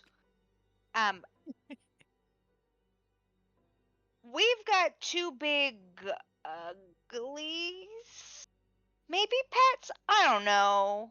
We're working it out. Me? I know we're undead, but Yes. There's no maybe pets here, Kashmir. No. I mean, Kashmi? Let's take a look first and see what they yeah, look like. like I would feed them. I'm not gonna feed them my friends, but like, do you want some memories or do you want some treasured treats? I've got apricots and I've got my favorite lucky marbles and like, what do you eat? I draw my Um, spirit thresher. At this time, I'm also gonna lovers gloves me and Aranth. If you are in your dragon form right now, I believe all of your items sort of melt into your hands and cannot be used right now. I might be remembering that wrong. I honest to God can't remember. I believe it's under the dumbass polymorph effect. Okay, I didn't know that. Yeah. Oh, It's okay. one of the That's just how I downsides of feel about polymorphing polymorphs. yourself is all of your items sort of melt into your body. I feel like I should be able to wear my gloves and my circlet as a dragon because I am stylish. I You can agree feel that whatever that you may not want. be how the game is made, but know that in my heart of hearts, Sure. her scales reflect that there should be gloves and a circlet. Your scales can look however you want. I'll also say, the two of you, because you have the telepathy is not necessarily limited to words. You could absolutely beam images of what you're seeing to the others if you wanted to. Oh yeah. We desire the same taste you created already. The what? Give me a recon knowledge, Kashmi and Aranth. If you're thinking about this, Aranth, if you're arguing with Kashmi and that's your focus, you can feel free to not recon knowledge if you would like. Is Kashmi transmitting what they're transmitting to her? Yes, but for now I'm limiting it to these two. Okay. Because they've had the entire conversation. You guys are coming in on the back end. Fair enough. Ranth. You guys started seeing these guys today. You don't necessarily recognize what the creatures themselves are, but when they talk about smell, they spoke up the moment Kashmi cast a spell. If it's the same smell, the only other spell that's been cast was the Planar Palace. Maybe that's what they're talking about. They want to eat the Planar Palace. Maybe they just want to eat Kashmi's magic. In general, it's I mean, I could feed him some magic. Is what Aranth realizes. Kashmi, you've got no clue what they're talking about. I mean, I've got one imaginary weapon and another imaginary weapon. I will feed it to them if they would like. I'm just saying, I'm a giver like that. Yeah. Feed it to them.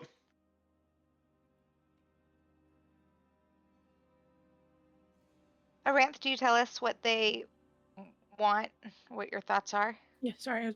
I was shoving prime rib in my face. Oh yeah.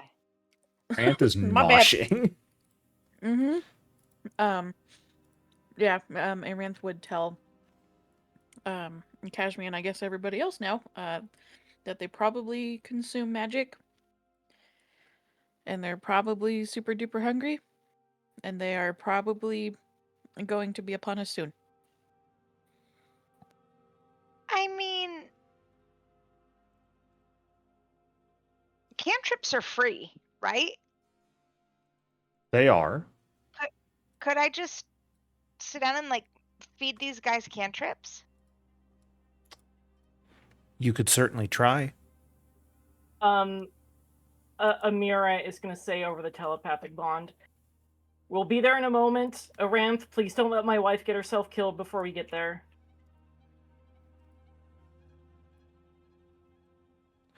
Trust me, I was about to do it myself before, you all showed up.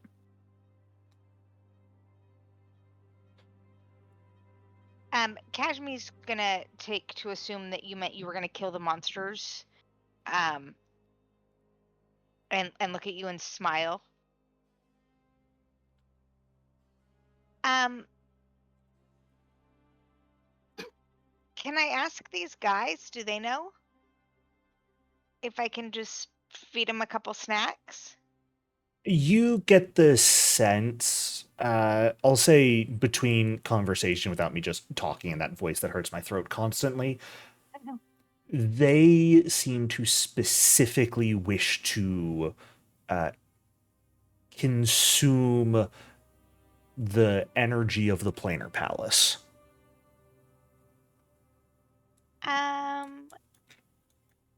Okay, cool. You're not actually sure how that would work or what that would look like. I mean, how about you guys don't come to us? We'll come to you. Fuck these guys, let them starve.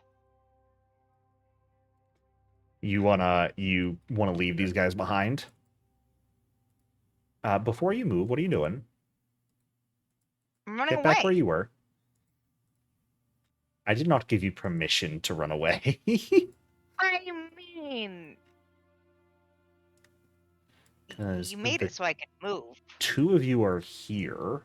I didn't pause because I'm not a bad person. Trying to debate if it is worth rolling initiative here. My concern is that if they eat magic, that I'm not going to be any fucking use. I don't want to make them stronger. I am going to go ahead and say, by the time this conversation rolls around, like, and this decision is made, you've probably only got about 2 rounds left on your dragon form here. Which would certainly be enough to get to the group. Yeah. Because you do see them off in the distance at this point. So we will avoid initiative for now. We'll say you two get over to the group. And are able to land on the ground as your dragon form runs out. And you guys may converse, determine what you would like to do as you reconvene. I mean, I'm not going to feed him Naboomi. Like, that's just not... We're not on that level. Coward. Yeah, let's just get going, I think. Yeah, let's go. Where'd you go? Why'd you leave? That was real fucked up. Look, I think this place is weird, we can assume, we can assume that that's going to happen. That could happen again, where we get separated because of the weird, he called it a quake or whatever. Mm-hmm. If you were walking back to me, that meant you didn't stay in one place. No. You left me? Look, you fucking left me. Look. Again. Okay, I thought if I kept going to where we all said we were going, that I'm gonna everybody grab would hand mid-conversation and pull her away. I'm so fucking done with you. Whatever. Let's go, Ram. It's almost like I, was right. Again. I'm gonna promptly drop your hand and look around at all of these betrayers. Everyone against Kashmi. I'm gonna look back Well, at I these mean- guys and consider the planar palace, and I don't Listen. know. Listen, in my defense, this is the second time that Aranth has said something. And the group is just like, haha, that's a funny No. story, Aranth. Get That's fucked. not And true. when That's bad like the things happen, 57th time. This happens you're all right. the fucking I time. know. And what did we learn? Always listen to a rant. I think that's the problem, Thank Marantha, is you. they're not learning. I know! It's like the Cash opposite of me- learning. It's like hurting fucking children, bro. It's like kindergarten, and I'm the kindergarten teacher that with an alcohol problem. We think love you, Aranth would Aram. have Not an enough of an alcohol problem problem. wasn't for us. I think we are the alcohol problem. Oh my god. Hari has an excuse. Some shitty liquor, man. Kashmi, like, logically knows to trust Aranth, but she is so impulsive and emotionally driven Hey, that, there's like, your issue. any Kashmi sense and of logic. ability, correct, any ability to logic and make the right choice out of sensibility, that, nope.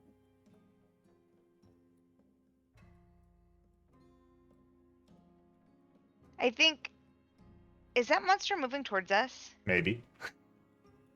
Don't worry about go. it. Aranth and I can have a conversation at a different time, not right now, where Kashmi will give Aranth a code word that means shut up, bitch, and listen, but you can only use it, like, once.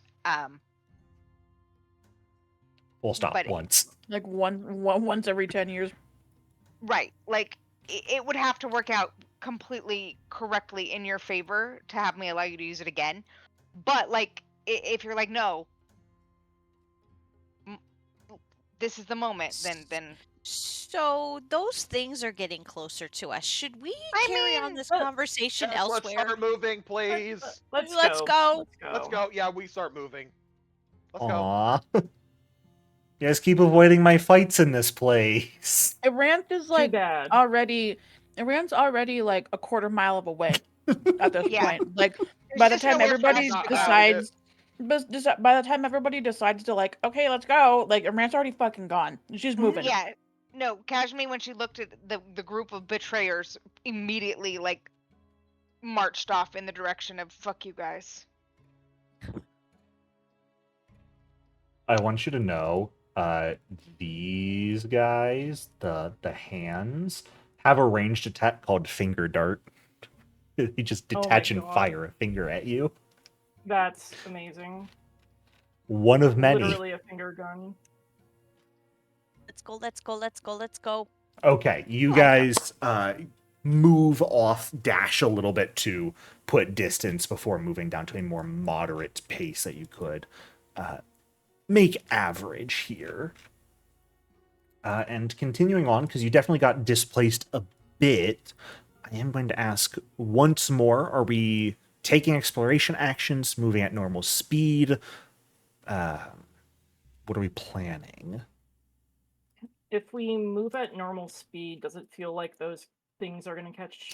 Or if we moved at half speed with exploration actions, would we be able to outpace them? With the speed they were moving, probably, but that's assuming they would continue to move that speed, which was pretty slow. They were meandering. Like it here. Nice, only took a session and a half to reach that point. Let's go. I don't want to do any exploration activities. The ground is weird. Like, eyes on the prize. Let's fucking move. Yeah. You guys have only dealt with 2 of the bullshit weather phenomena I cooked up for this place. What do you mean? Oh my God. I You've hate got it here. you've got the blooms and the rains yet to go. RAINS or REIGNS? RAINS. Okay. It rains Are we- in Abaddon? I bless the rains down in Abaddon. Do you want to wait around and find out, Mahari? That would make me happy. No. No. Okay, Fuck well, no. No. Are you bullying me? Because you bully us. Okay. Then what I'm going to do at this point, because I don't want to just waste everyone's time on travel cutscenes, I'm going to ask each of you to roll a D100 for me, effectively for each day of travel towards your destination to see if anything funky happens.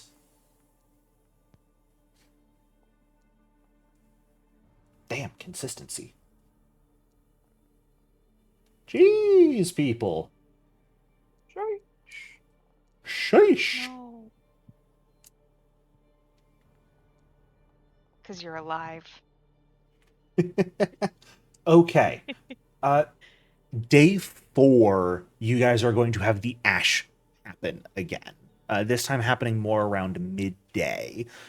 Are you going to continue to travel through it again? Are you going to travel through it, or are you going to do what you did last time and take that time, open up the planar palace, and ride it out and not worry about what's outside? I think it's smart to planar palace it and then, like, I don't know, this place really sucks. And I agree. it's really doing an act on my, like, mental health. I don't want to be here.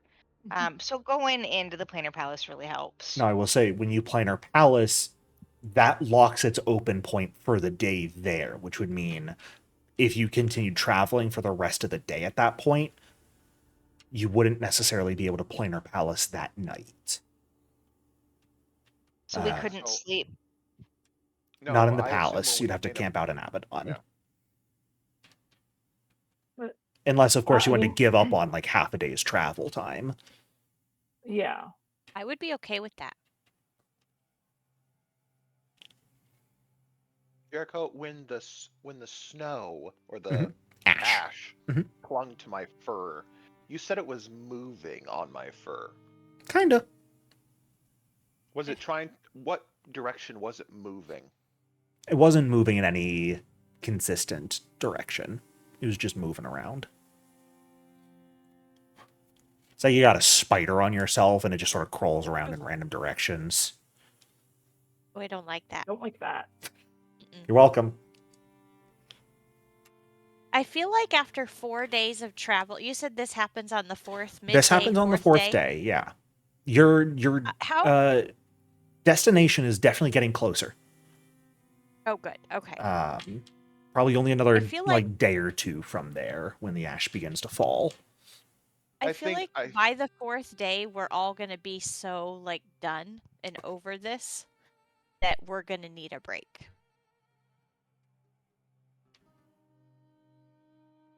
And a good meal. Okay, so let's set up the palace. Call it for today Okay. because no one wants to stay out in the ash. How do you guys like my It's creepy crawly. funny weather event? Why do you hate me? Diovingia. You guys cannot hold the past against me. Yes, we will. Jericho, we're still holding the wedding against This you. is illegal.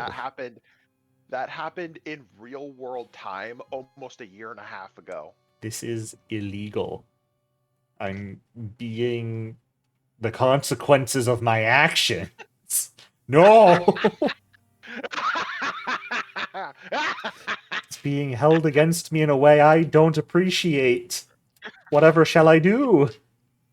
Hey, Jericho, remember, you're the one who cackled when you said that you're going to use our suspicion towards you against us and have fun with it. Yeah. Yeah. If it isn't the regrets of my past. I'm going to tell you this now. When this campaign ends, and if and when we move into another one, you guys are not allowed to hold anything from this game against me moving into that campaign. We're doing clean slate in regards to that. really? Yeah, Yes, sure. that is a requirement. You guys have to Yep. give me that benefit of the doubt. We'll get right on okay. it. And when he asks us if he can traumatize our characters, we all say no. We want That'll to take some of the fun out of it, but I'll acquiesce to that. You think I won't? I asked you guys if I could traumatize your characters in this game, and you said yes, and you're holding it against We me didn't now. know. We didn't know. You're right. It's unfavorable. Okay. A couple days pass here as you guys are progressing. And eventually you sort of reach a point where what you're looking at does actually become visible enough that you can make it out. And it is rocks. Large rocks set up. There are even like dead trees in the area, and you notice between the rocks are archways and sort of crafted stone bridges. It almost looks like a small, sort of partially natural, partially constructed fortress. Those of you with extremely good vision can even see after a time when you're still a ways out the light of, like the shifting and wavering light of a fire in that place. Civilization? There's no civilization here. What can pass as civilization? What about my mic? Your mic is a little quiet. I don't know if you've Wait, moved it or Jasmine's not. gonna disbelieve. How about that? There you go. It wasn't too quiet, it was just slightly quiet, so. Kashmi, it's normal. It's real. I'm so sorry. Are there any, can we see yet movement or figures No, or you don't see any figures inhabited? right now. You just see the structure and sort of on like the centermost rock up on top, you see there's like a little man-made wall, and behind that you can see the flickering of fire and the smoke of what appears to be probably a campfire. But you don't see any movement in the area.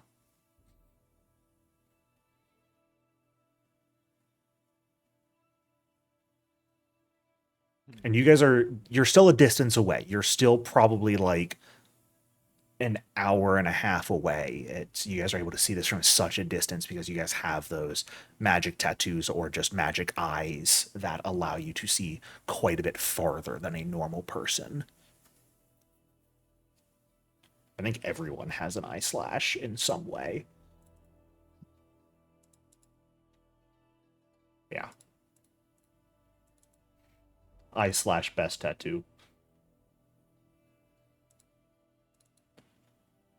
So. Well, do we just keep on trucking? I would assume so. I mean, it's not like we have any other choice. Has any other points of interest become visible in our around us as we've moved more and more toward this? Yeah, now perception check. Now that we're close, we could do exploration activities. Yeah, anyone who wants to can give me a perception check, see if you notice anything else. I feel like I'm paying really close attention, so I feel really confident about that roll. You should feel really confident about that roll, Kashmi. You rolled better than Amira. And Amira's the one with the stupid-ass plus 29 to perception.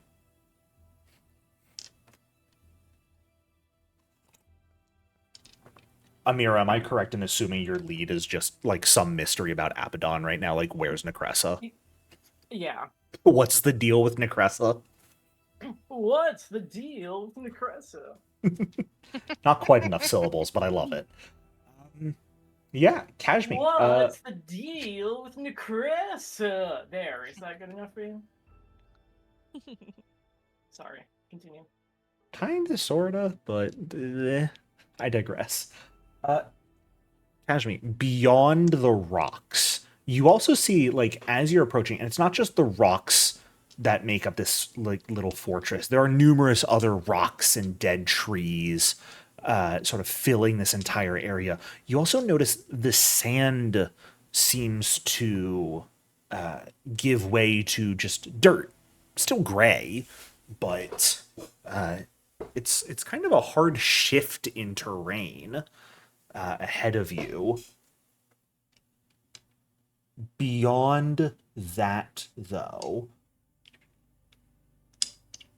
something feels strange when you look on the horizon even further beyond this place. It's like shimmering in the air. It's kind of like when you're outside and it's really hot and you can see a heat haze. Something off in the distance is hidden from your sight. You're able to tell that. However, your eyes cannot pierce whatever effect is hiding it. Whatever might be hidden from your sight right now. So when I do my fade into daydreams, I'm concealed, but I'm not hidden. Is this Correct. that kind of thing where it's concealed but not hidden? No. This is something that would be effectively undetectable, and you managed to detect it, so it's at best. You recognize there is the presence of an illusion. Your eyes are unable to pierce through that illusion. And it's an illusion that's still quite a ways off in the distance. It's not something said that close was- by. I will share this information with my friends. And none of the rest of you noticed it. Only Kashmi noticed it. Mahari's going to look in the direction of the illusion. I thought we were safe from this. This isn't a malicious illusion. It's We just don't know because that. Kashmi constantly disbelieves. That's how she was able to find it. Yeah. Kashmi has a hidden modifier. It's a hidden untyped bonus to spot illusions. I'm sick of this shit. -1. It's the name of that feat. I wish there was a feat called I'm sick of this shit. If Paizo did that, based Paizo. So, I would give it fade into daydreams for I'm sick of this shit. what are we thinking? Are we continuing to head into this area? Are we heading towards the fire we've noticed? Do we wish to skirt around it and stay in the desert? Well, ladies, I think it would be a good idea to start some exploration activities. Yeah. While we head into this situation that is, we're not sure what is going to be. We can certainly slow our approach and start some exploration activities. In that case, I'm going to activate my scout ability. Jericho. Mm-hmm. My aura, I know it says that any worshipper of Zonkuthon immediately knows that I am a champion of Zonkuthon. Yes. In Mahari's time as a champion of both Necressa and Zonkuthon, would it have been possible for him to research whether other people can sense the aura and know what it is? Other people could potentially sense the aura. That's something easily noticeable. It's part of why you suppress it a chunk of the time. But it's like someone would have to make a recall knowledge effectively when they enter it to recognize what deity it is connected to. Followers of your deity are able to automatically recognize it because they can effectively just sort of innately feel and recognize that divine energy. Others would feel the energy and like have to do the mental checklist in their mind of like, oh, what deity does this belong to? I swear I've like run through the phone book of the gods in their head and be like, that one. Okay, so is just so I can have like a clearer picture in my mind, when someone steps in it that isn't a worshiper, do they get like a feeling in their body of, okay, this feels like a specific type of god. Now I just got to suss out which one. People can tell that it's an aura. They can probably even tell innately that it is divine in nature. Okay. But unless they actively focus to think about it, that's all they're going to notice. They'll notice there is divine energy surrounding you in some form. So I'm assuming that we've stopped. Sure. Okay, I'm going to collapse the aura in on myself. So it's Okay. gone. Yeah, you can suppress it as an action. And boom. No champion's aura for now. Last thing because that's information. And information is currency. Also, my holy symbol goes into my armor. Sure. If you guys are going to be taking exploration actions here, we've got Sumi scouting. What do other people wish to do? I'll search. Okay.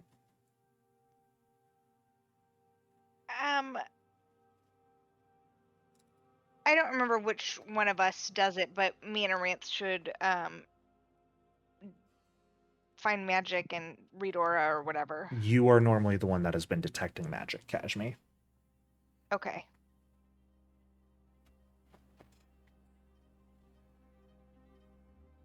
Amira, Aranth, what sort of exploration actions would you like to take? Yeah, I'm just doing funny search, because I have crazy good perception. Okay.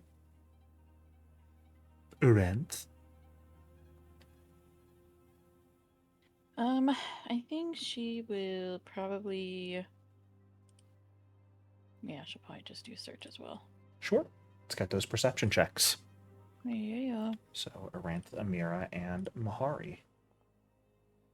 Please, for the love of God, let me get a good search roll. I don't think I will. Sorry. Damn it. Damn it. Okay. Again, are you guys heading into this area? Are you skirting around it? What's the plan? What are we doing here? You guys have reached this area after a couple days of travel.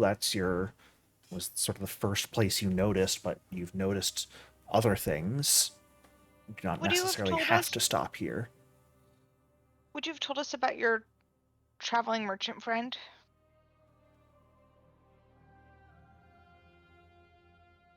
Yeah. Did he say that this place that we're going is the place that we think it is? Or did he just say that when we get to the place that we said we're going? He just said continue the direction you're going. Okay. I say we go in, even if it's not the place we're looking for, explore a little bit and then move on. Okay. Besides, we've met 4 beings so far in this new plane of existence. We kind of need to meet more of them to get a lay of, how people operate here. 4 of them were just like, give me planar palace magic. The other one was, I trade in memories. There's got to be more to this plane of existence than that. Why are you hating on my funny creatures, man? I try my best. As we're approaching do we see yet any inhabitants? Well, if you guys are approaching, I'll get to that. I vote for approach. Me too. Okay. As you guys step out of the sand and onto gray dirt surrounded by rocks and dead trees, it's definitely a much, more interesting place to be than you've been in for days with basically unending desert terrain. First thing you see, sort of, you're passing between 2 large rocks. In the center of this quote-unquote passageway, it's naturally formed. It's probably a good 30, 40 feet across anyways, the space, but there is a massive corroded greatsword stuck into the ground, maybe about 20 feet in length, pretty much entirely red with rust. There's old, sort of dead vines wrapped around it. It's heavily pockmarked and damaged, and there are surrounding it massive bones of some humanoid creature that, based on a quick estimate, probably would have been the scale of a creature that would have wielded a greatsword of this size. Well, leave it there. If you pull it out, you're going to be the king. Jericho, would you say the skeleton, just from a cursory glance with no rolls done, 20 feet tall? 30 feet tall? 18 to 20 feet, maybe. Yeah, you see some of the longer bones, you see some of the ribs. Just a quick estimate. It would fall under the category of a huge creature, were it alive, most likely. And the weapon Actually, no, is... I'm sorry. Not 18 to 20. You're looking closer at like 24 feet. Classification gargantuan. Off just general knowledge, and I have to stress general knowledge because I don't want to attempt to recall knowledge because I know I'm gonna fail. Okay. Are there any giants that ever attain that size? Yeah, absolutely. Common one? Giants could certainly reach that size, especially as they get older. Okay, so it's possible this is okay. Yes, it's certainly possible. They would be bigger than like the giant you faced in the arena, those plague giants. So, definitely not common, but possible. So, hypothetically, if it was, this would have been quote unquote an elder giant. Sure. Okay. Big boy. Yeah. Does the skeleton have any like remnants of armor, clothing, anything? See like old scraps of cloth here and there. But they're like And that's the only thing. reddish brown and blue in coloration, and that's it. And that's all we see in this space so far is just the Yeah. skeleton and the sword. This is the first thing that you guys come across as you are approaching and entering this region. You see like more space beyond. You see still the fortress, quote unquote, off in the distance that seems to have a campfire on it. This is the first thing you've come across. So it's outside of the fortress area. Yes, this is outside and by quite a distance Okay. still. Okay. So it like it happened kind of independently of the fortress. Yeah. And it's a great sword. It is. And it's stuck in the earth? Yep. Or in a... Okay. Stuck in the earth, and the sword is much larger than any of you.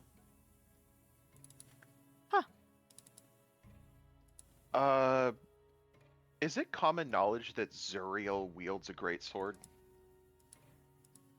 in her mythos? No, because Zuriel isn't common knowledge in general, but you guys have studied you've studied Abaddon, so you'd have an idea of the Four Horsemen. Zuriel's weapon is a great sword.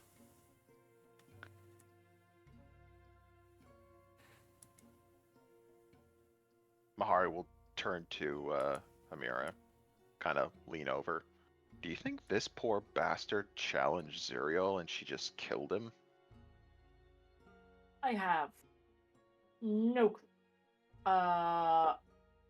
And I don't want to stick around to find out either. Fair enough. All right, let's keep moving. You guys Past the skeleton. continue heading along. You walk further and further into this place. You start coming across more bones, more swords, getting progressively larger. Skeletons with Concerningly swords. so. Is there a size category above gargantuan? No, gargantuan applies to all, so it can be very nebulous. Okay. As you guys begin to approach that fortress, that campfire, and again, it's not really a big fortress, so to speak. It's a couple rocks with like bridges of worked stone between them and some slight ramparts. Behind the wall, you see by far the largest sword you've come across, which, quick estimate, is maybe about 60 feet in length. Were Mahari to lie down on the ground, he wouldn't quite match the width of the blade from head to toe. Damn. Well, this was wielded by a god.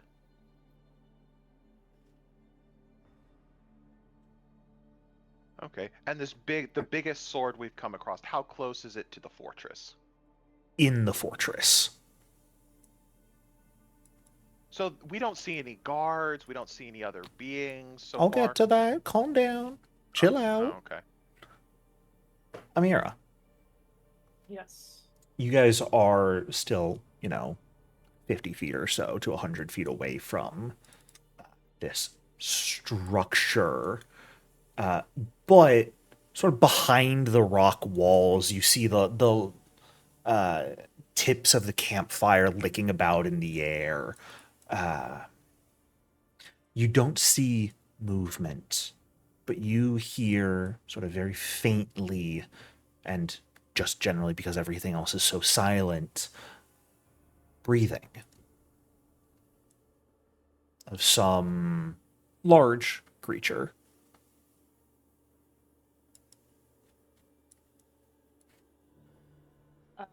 Can I tell where the breathing is coming from? Probably around the campfire.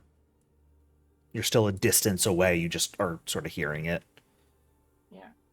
Amira will let everybody know of the telepathic bond. Do I see anything that could be breathing? No, because again, there's a little wall up there. Okay. So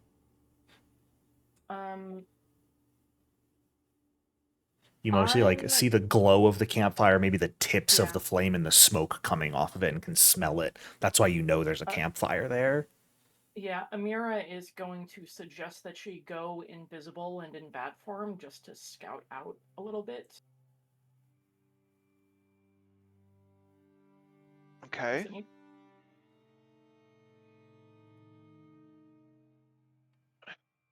Mari's not going to say no to that. Okay.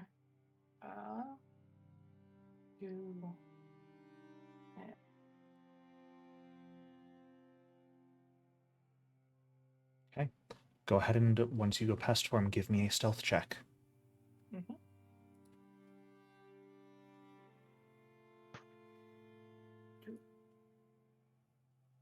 Is there ever a time stealth is public? Not really. Okay. Amira, you begin flying over. Bring you guys onto a new map.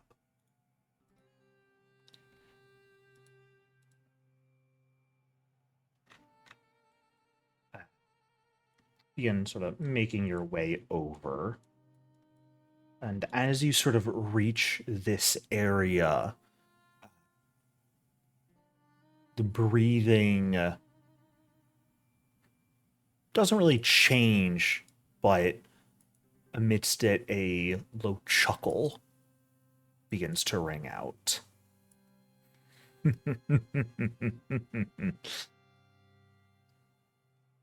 Well, who is this?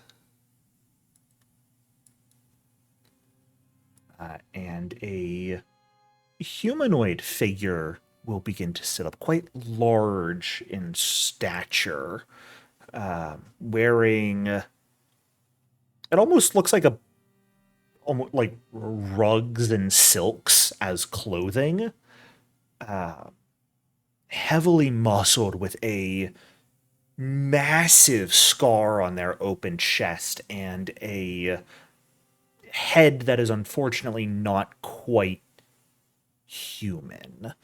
Pure red eyes, a mouth that stretches all the way around, filled with sharp teeth, and 4 curling horns coming out of the back and side of their head. Looking like this. Huh. You got the Who... big sword too? Oh, yes. It was laying on the ground next to him, but he will sit up, doesn't grab the sword, and just look directly at you, Amira. Even though you're invisible. Cool. Damn, I can't. Okay. Well, I'll, tell through the telepathic bond that the guy spotted me. But Should actually check what languages do you speak. I don't speak ancient Osiriani. Okay. But you do speak Chthonian. Yes. Do I have anything that gives me an immediate? Okay.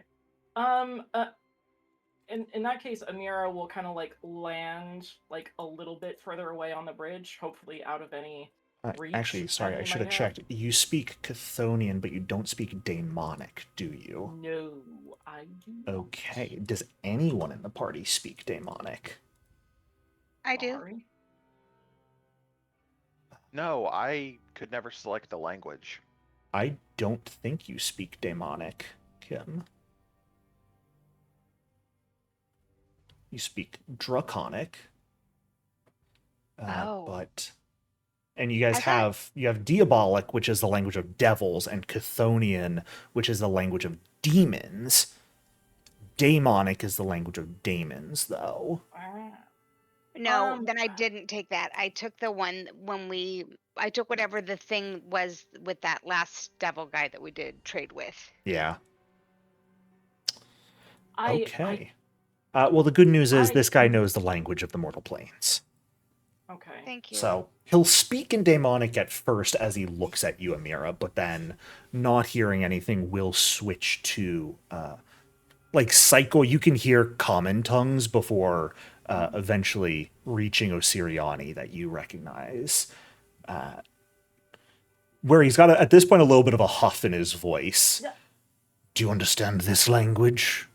Yes. Sorry, I had thought about picking up a choker of elocution before I came here. Were you and whom? Your friends over there?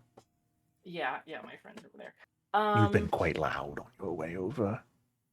Yeah, it's the dog. Well, like that armor he wears, it's impossible. Anyways, Amira will unpest form because she can't speak well. Okay. Pest form is kind of on the bridge a little ways away from him.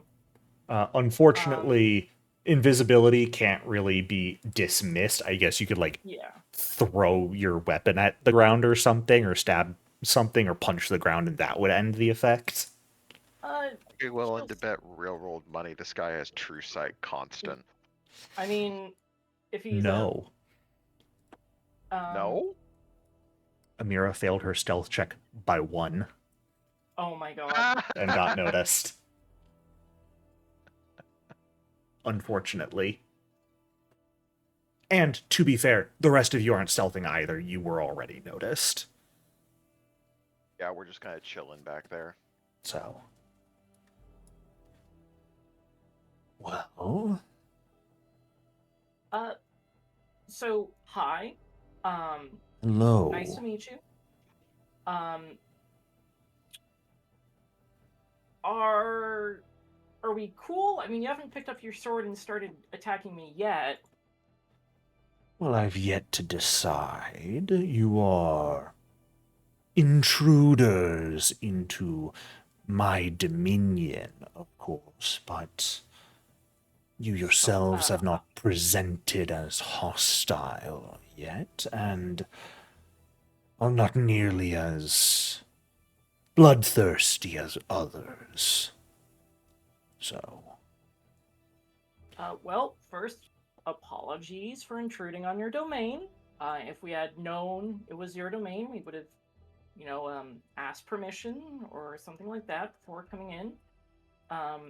Do you mind if my friends come up here and we can all chat together? By all means, though I will have to ask. Weapons left in the tree hollow down there. I'm gonna do a funny sense motive on that. Sure.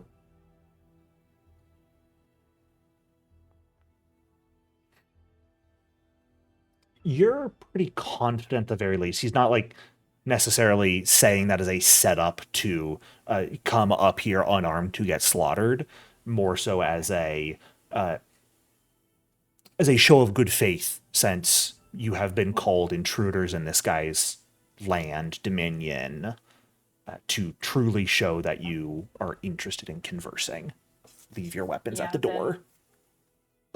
Jericho, where's this hollow? That does he point at it? This one, effectively. There's like a hollow in the tree stump that you guys could leave your weapons in. That only one of our Can we hear him? Oh, he's speaking loudly enough. You guys can hear him from where you are. Yeah. I mean, Amira will relay it over the telepathic bond just in case. All right. Well, not like we can do anything. So Mahari, he comes up, deposits the spirit thresher. Amira will throw down her sword cane to Mahari for him to stash. Mahari catches it, puts it in there. Now, is the only way up Jericho through this ladder, like these steps? He will kick down a rolled ladder here. That's Okay, like just a rolled, slatted wooden ladder that goes down. Actually, no, he doesn't do that. Sorry. Because he has no need for such simple constructions. The skeleton over here will put itself back together and offer to lift you up. With one of the many large swords impaled on the ground, the bones will pull themselves together into a titanic skeleton that will not grab the sword, but sort of kneel down and offer an open palm to you. I'll step on it. Raises you, deposits you on the upper ledge. Why use mortal tools when you can have skeleton elevators? Either this gentleman is extremely bored, or he's just really creative. What about the rest of you? Are you remaining back? Are you approaching? Casual will approach. Okay. Do you go the long way around? Do you go corporeal and let the skeleton lift you up?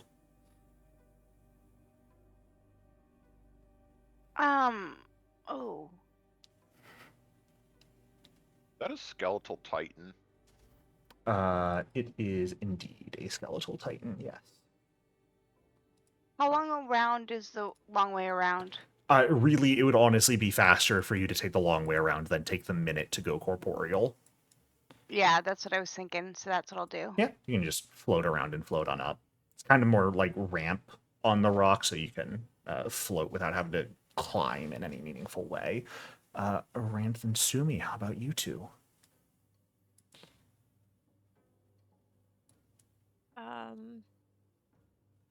We can hear the conversation going on, right? Most certainly. This individual is not quiet.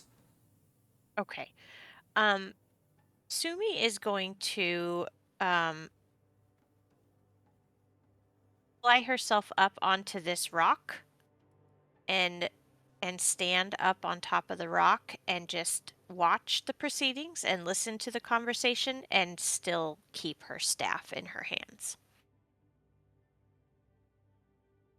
So one of you has an unwillingness to show grace. She's not one of us. So it would seem. apologies. She's always a bit spicy. She's new. We haven't broken her yet. I assume you'll have no issue should an accident arise then? Boss man, let's Sumi? We'll get her house trained, I promise. Sumi's just gonna watch and hold her staff just right in front of her and just watch. Kashmir will float back down and stand in front of Sumi with her back to Sumi, facing the guy. It's like here ish.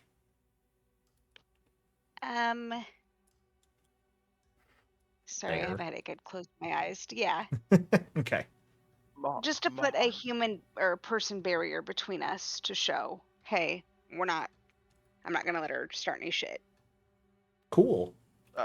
Mahari's gonna, as he looks over, the ledge, Sumi, he points at the skeletal titan to his right, points very directly at the skeletal titan behind them. And that just sort of builds itself very quietly together, grabs at the sword that's impaled in the rock nearby, doesn't pull it free, but is towering over top of you, holding on to a blade. Sumi, I understand your hesitancy, but there are hundreds of these skeletal giants. If we fight or piss off our gracious host, we're all probably going to die for real this time. Bitch, if you get me killed, I'm gonna be so mad. I will haunt you.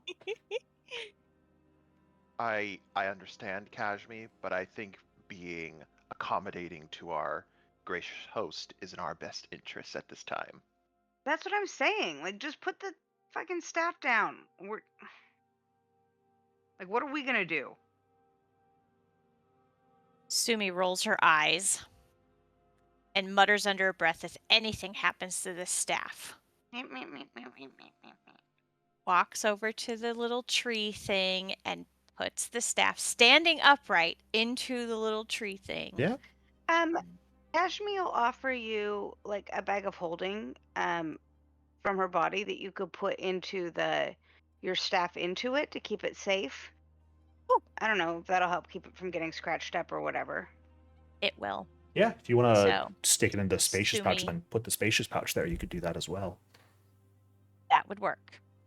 Okay. And then Sumi's going to walk over to the skeletal guy and to ride the skeletal guy elevator. Yep, absolutely. As the other one, seeing you acquiesce to dropping your weapon off, will disassemble itself, leaving the blade just stuck where it is. And the figure up top will just give a coarse little smile seeing this. Ranth, how about you? I don't believe you have any staves or any weapons of any sort, so you could feasibly just head on up.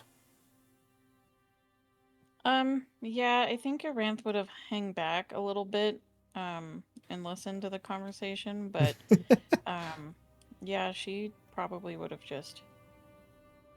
Where am I going? Just up here. This way? There's no walls or anything. You can just move where you want. Oh, okay. I could not be bothered to create walls on this mess of a map.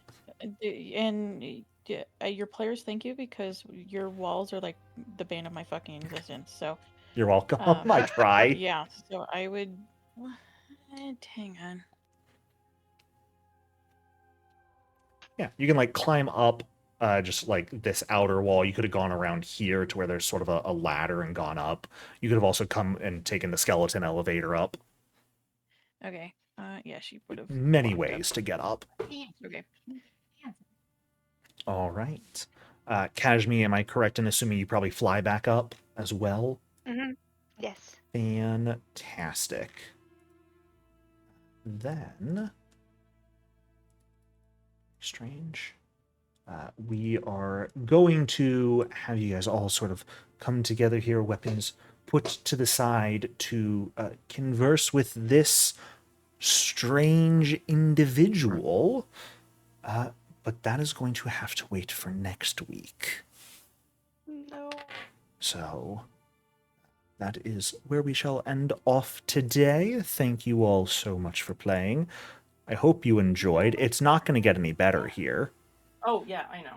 I'm used to it. And next time, I'd say there's probably a pretty decent chance of us making it to the Burning Eyrie and potentially working to, if not getting, an audience with the Lord of Nothing.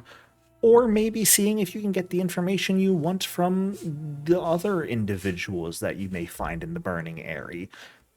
Jackal said, like, you can guarantee the information you want from the Lord of Nothing, but who's to say no one else there will have it as well? So we shall certainly see what you guys decide.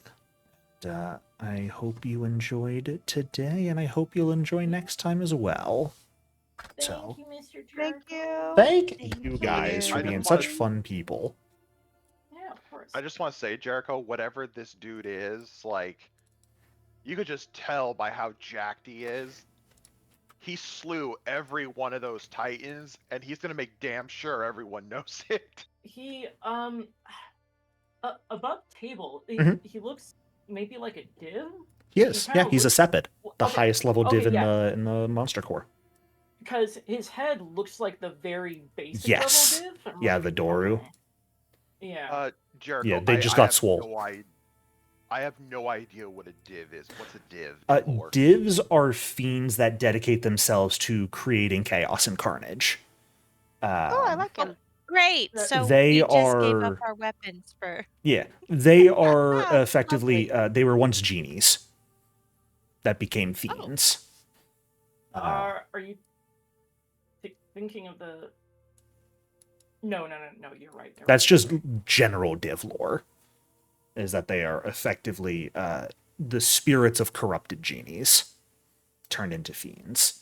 Sepids in particular, which is what these guys are brutal warlords amongst divs. They tend to delight in violence against mortals and are inveterate liars. And or what? Inveterate liar. He basically is going to lie about everything. Oh, However, so he's that is normal Sepids. This guy is going to be going against the grain a little bit for reasons. He got on the bad side of a Harbinger. He's laying low. Are they native to Abaddon, divs? Not necessarily. They can kind of be found anywhere. But actually, no, I am incorrect about that. Generally, they are... instead of a genie dying and going to the elemental planes, if they've been corrupted and are going to become a div, then their spirits sort of orbit around Abaddon, where Ahriman reshapes them as divs and then throws them back into the universe. So they're native from, like, around Abaddon, and can certainly be found in Abaddon. One of the Harbingers, Lamalake, I believe, tried to create like an army of native divs from Abaddon. Failed spectacularly, I assume. He's still working on it. So this particular type of div, a Sepid, you called them? Mhm. Are they basically the Abaddon equivalent of a Shimhazian? In a loose sense, sure. Liars, no one likes to work with them. Most divs are liars. Let's be entirely fair. Yeah. Divs like chaos. They like lying. Your guys' dog, way back at the beginning of the campaign, was a Doru div. Wait, there was an actual dog? No, this little fucker that you guys had in the mansion. Oh, I Oh, like I him. that must have happened before I joined the campaign. He was always Yeah, in he was Kalak real Manor. early. He was there since the very beginning. In the manor. He was just kind of chilling. I think you found him in a coffin in the basement. He got stuck there by the previous Kalak. So, divs in general are liars, and this guy just wants to have a good time. But, Jericho, yes. do me a favor. Uh-huh. The Fatboy Slim video is 4 minutes long. Watch it so that you understand. Christopher Walken is so No. freaking amazing. It's okay. Oh my god. I'm gonna Out flip of the spike down in spite, chat. I'm not going to now. It's got Christopher Walken in it. Okay, and? And he's walking. And he's dancing, he's flying. Cool, I suppose. Well, I will see you all next week, where I promise things are going to get worse. I make that promise every week, and Yay. you guys have only dealt with 2 weather phenomena in Abaddon so far. I've got 2 more planned. Oh boy. And the burning area itself and all of the weird inhabitants there. So. Woohoo! So Bye. so we have